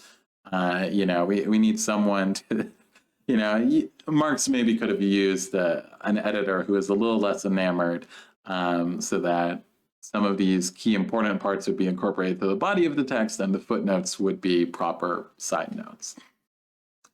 Anyways, the value form of the product of labor is the most abstract, but also the most universal form of the bourgeois mode of production. By that, it stamps the bourgeois mode of production as a particular kind of social production of a historical and transitory character. So again, he's talking about, when we examine this in depth, we're able to see that this is not how things have always been, and this also is not how things will always be. And that's something that is revealed through this sort of in-depth analysis of the character of the commodity and of labor. If then we make the mistake of treating it as the eternal natural form of social production, we necessarily overlook the specificity of the value form, and consequently of the commodity form, together with its further developments, the money form, the capital form, etc. We therefore find that economists who are entirely agreed that labor time is the measure of the magnitude of value have the strangest and most contradictory ideas about money, that is, about the universal equivalent in its finished form. This emerges sharply when they deal with banking, where the commonplace definitions of money will no longer hold water. Hence, there has arisen in opposition to the classical economists a restored mercantilist system, which sees in value only the social form, or rather its insubstantial semblance. Let me point out, once and for all, that by classical political economy, I mean all the economists who since the time of William Petty have investigated the real internal framework of bourgeois relations of production, as opposed to the vulgar economists who only flounder around within the apparent framework of those relations, ceaselessly ruminate on the materials long since provided by scientific political economy, and seek their plausible explanations of the crudest phenomena for the domestic purposes of the bourgeoisie.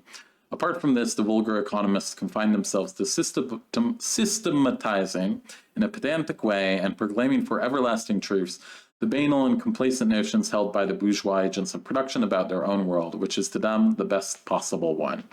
Here, a reference to Voltaire of the best of all possible worlds.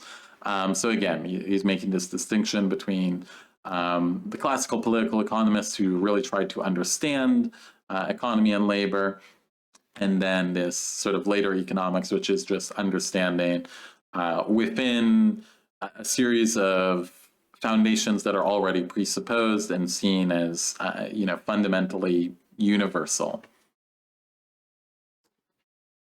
And yeah, obviously, the best of all possible worlds. Again, you see this in the way many economists talk about world history, where it's just this line towards these irrational states blocking the formation of markets. There was no rationality behind feudalism, behind slavery, behind all these previous modes of production.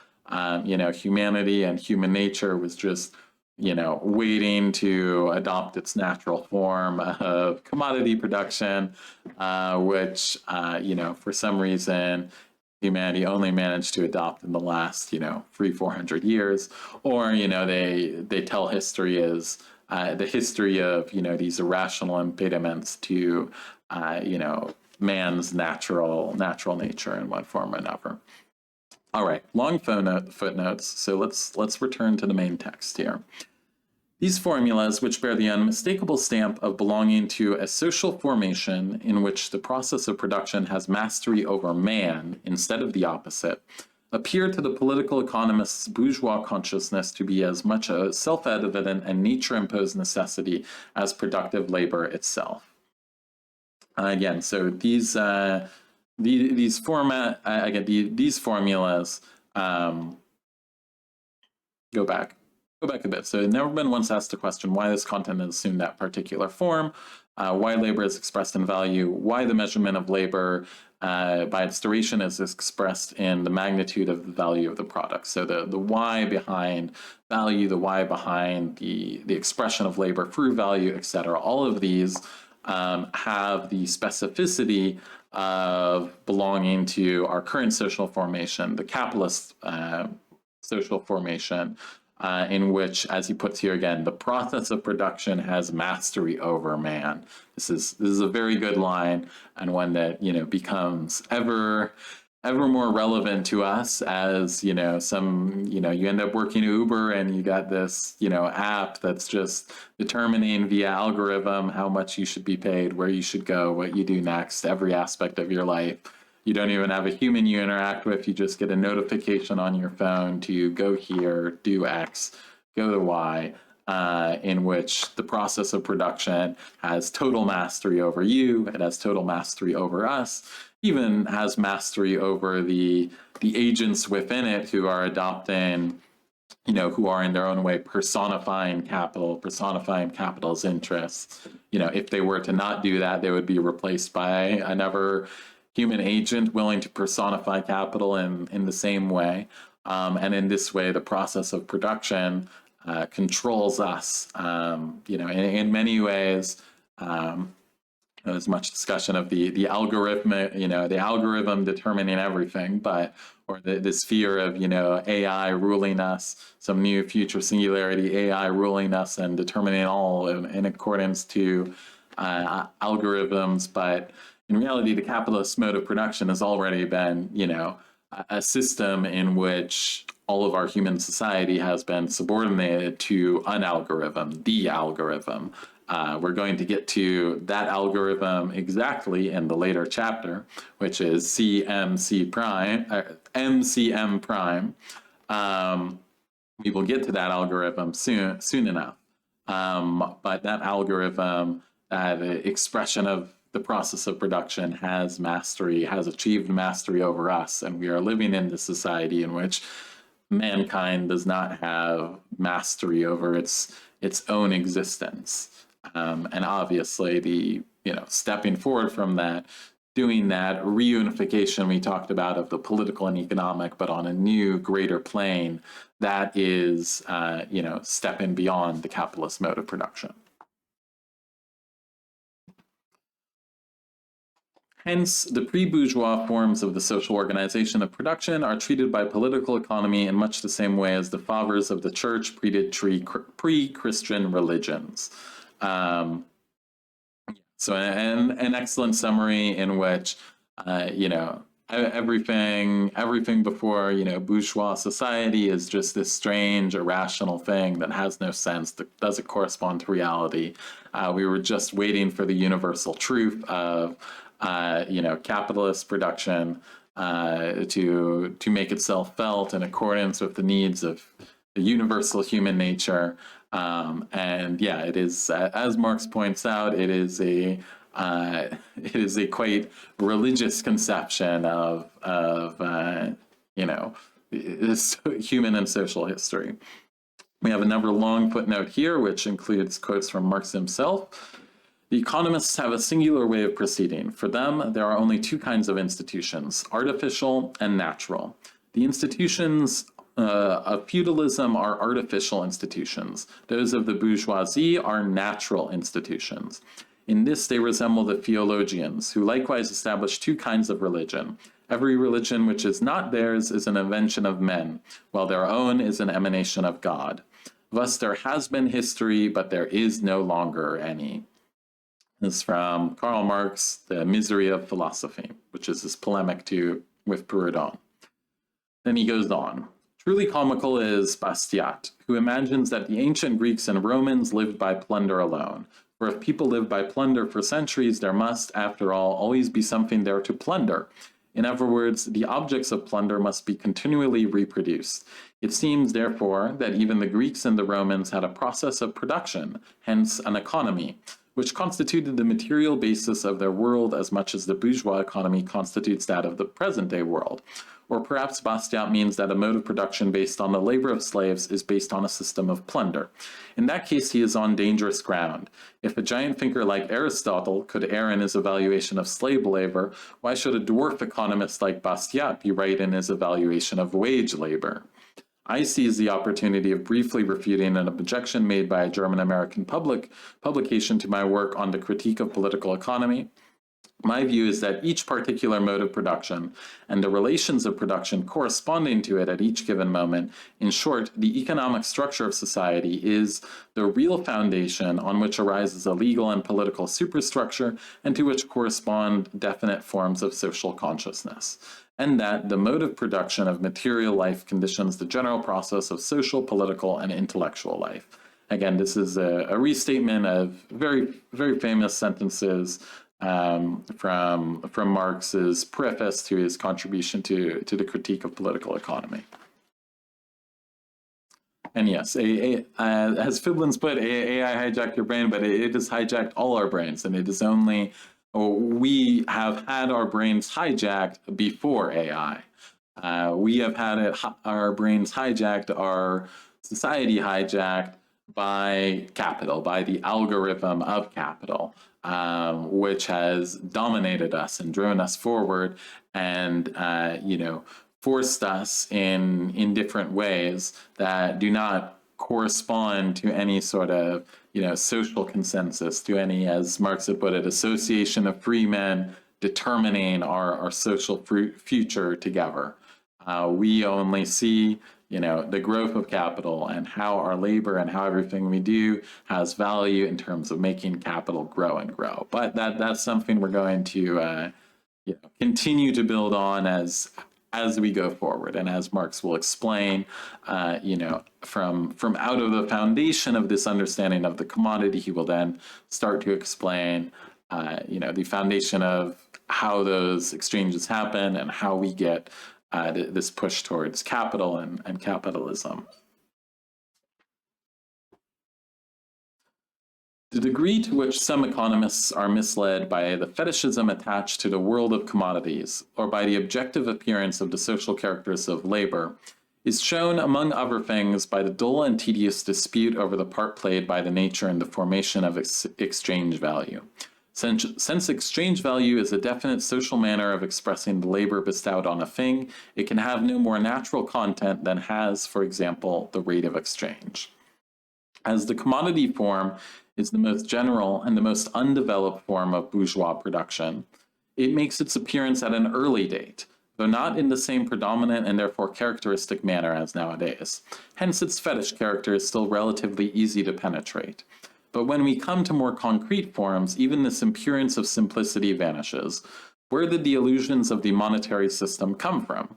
The adherents of the monetary system, here he's referring to School of Economics, which is focused on, by these sort of absolutist states trying to acquire as much gold and silver as possible.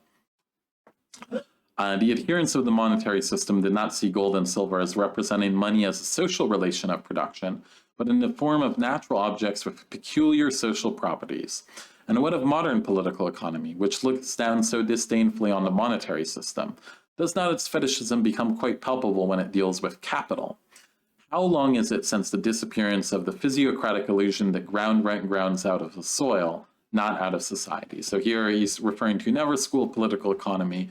There are a series of these kind of early schools of political economy as people were trying to understand the economics and the emergence of the bourgeoisie, and you had the succession of economic schools under the absolutist states, and later with different theories on where wealth really was as they were continuing to accumulate and grow wealth. The physiocrats argued that all wealth was really the product of the earth, rather than necessarily the labor that worked it. There were these monetary schools that sought to accumulate as much gold and silver as possible, which is why, for example, the Spanish crown would be obsessed with accumulating gold and making sure that civilians didn't have as much control or use of gold or silver, and the state sought to control and have a positive balance of gold and silver to better position itself.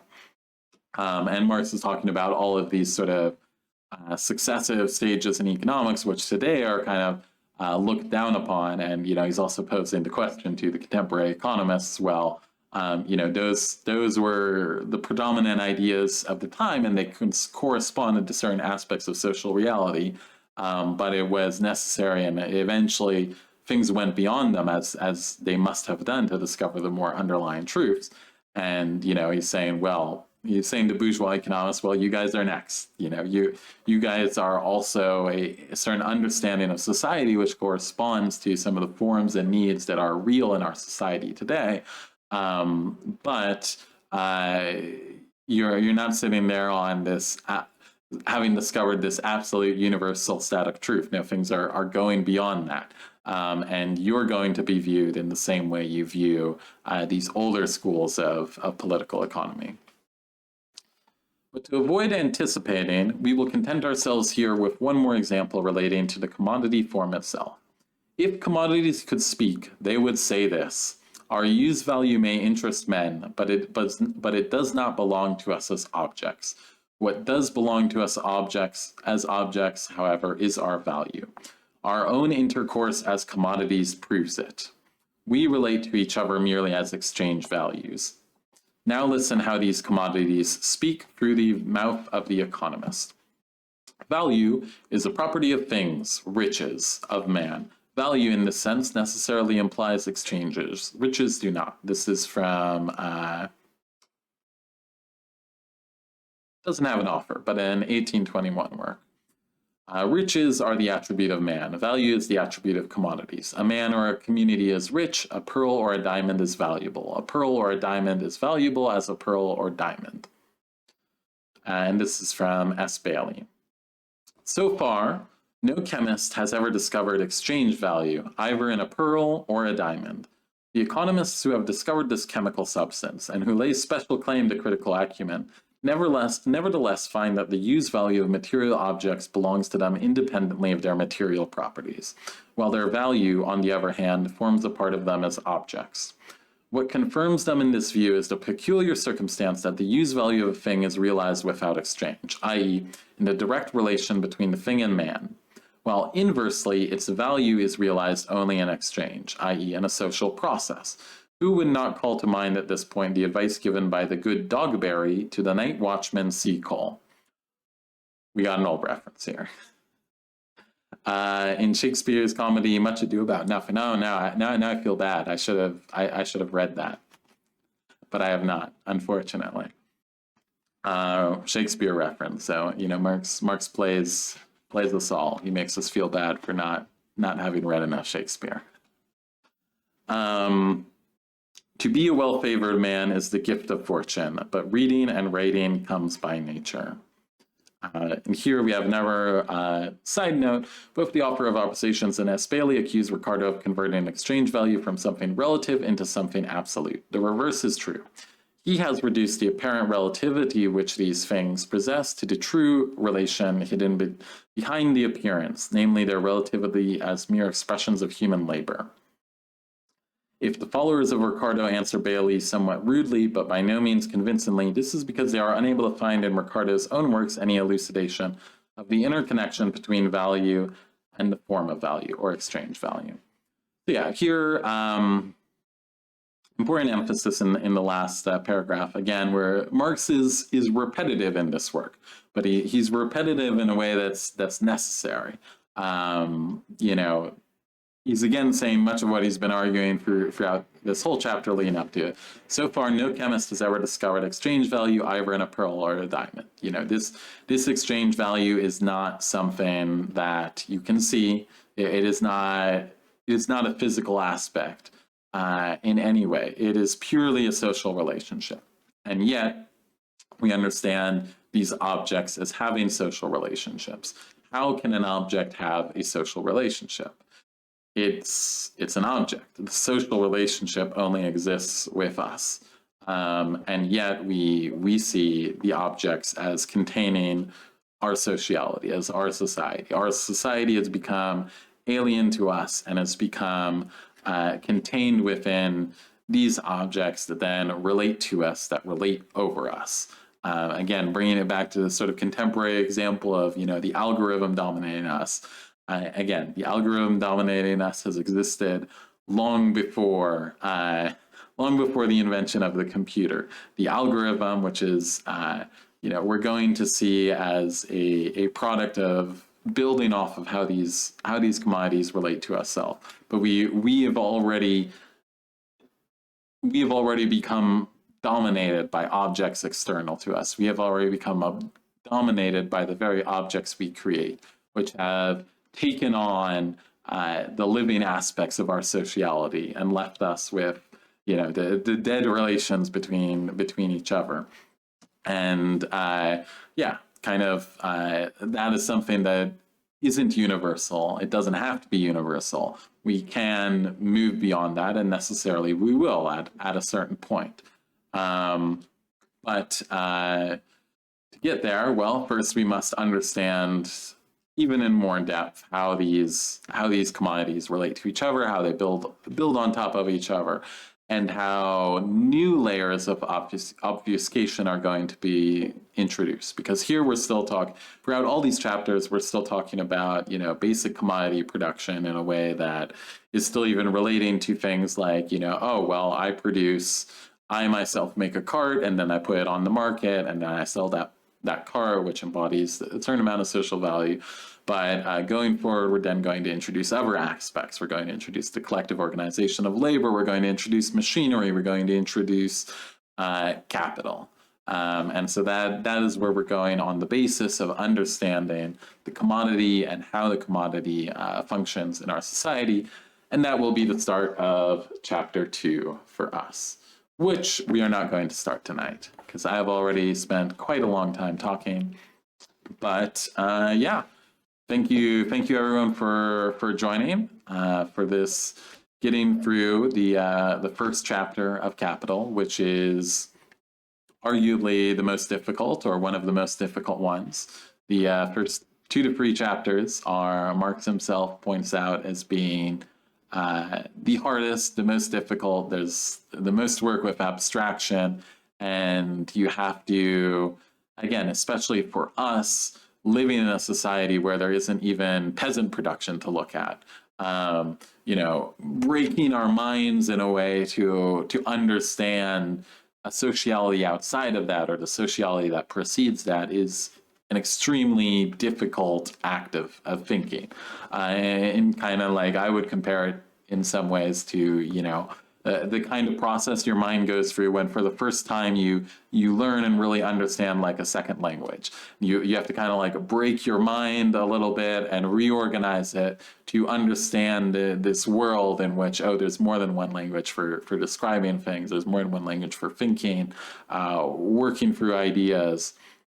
And it's almost like a similar process that we have to go through as people born into a society in which this commodity form, in which commodity production has been so deeply generalized to the point where every aspect of our lives has been commodified and is, flowing through the market in one form or another.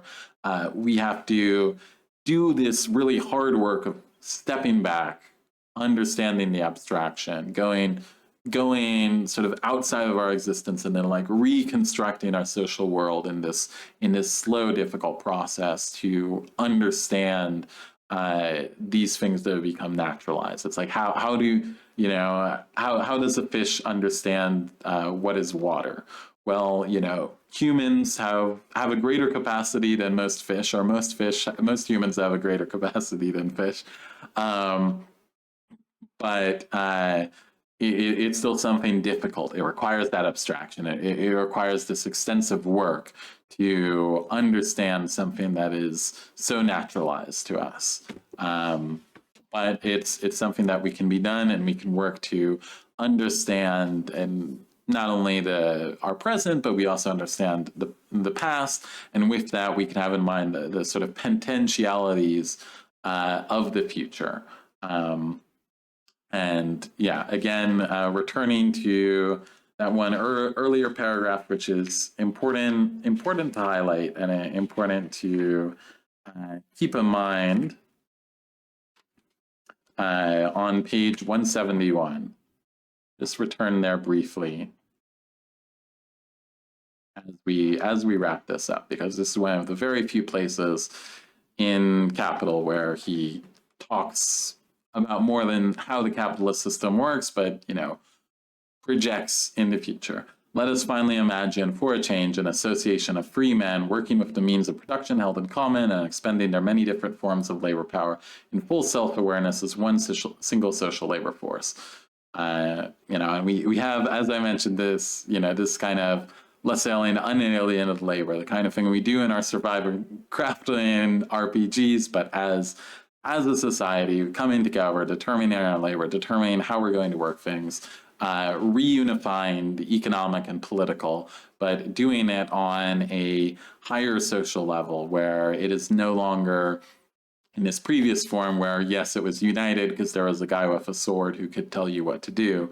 Now it is reunited, and we have this possibility of politically determining how we're going to use that. And finally, you know, exercising, you know, someone like we exercise the demon, we are exercising from the objects, the sociality that they have appropriated from us, and we are, you know, finding a way to retake that sociality, return it to a social relationship between persons, and in that, you know, retake control of it and be able to set it to work in a way that it is, as we are actively, consciously determining and demanding, rather than, you know, essentially a world in which we are functioning purely as an extension of the appropriated sociality that the objects have taken from us, and that the algorithm these objects have formed are pushing and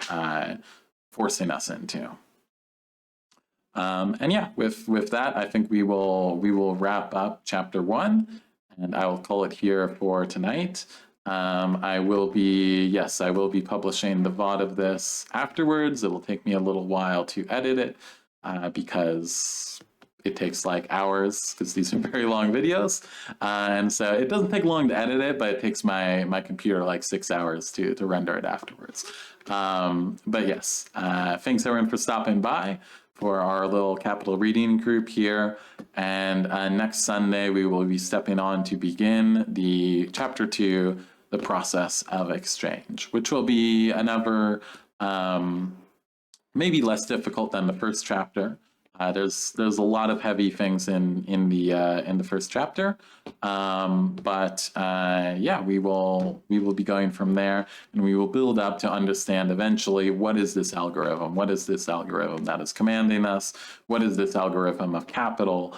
And that will then let us understand how the capitalist mode of reproduction reproduces itself and moves us within it.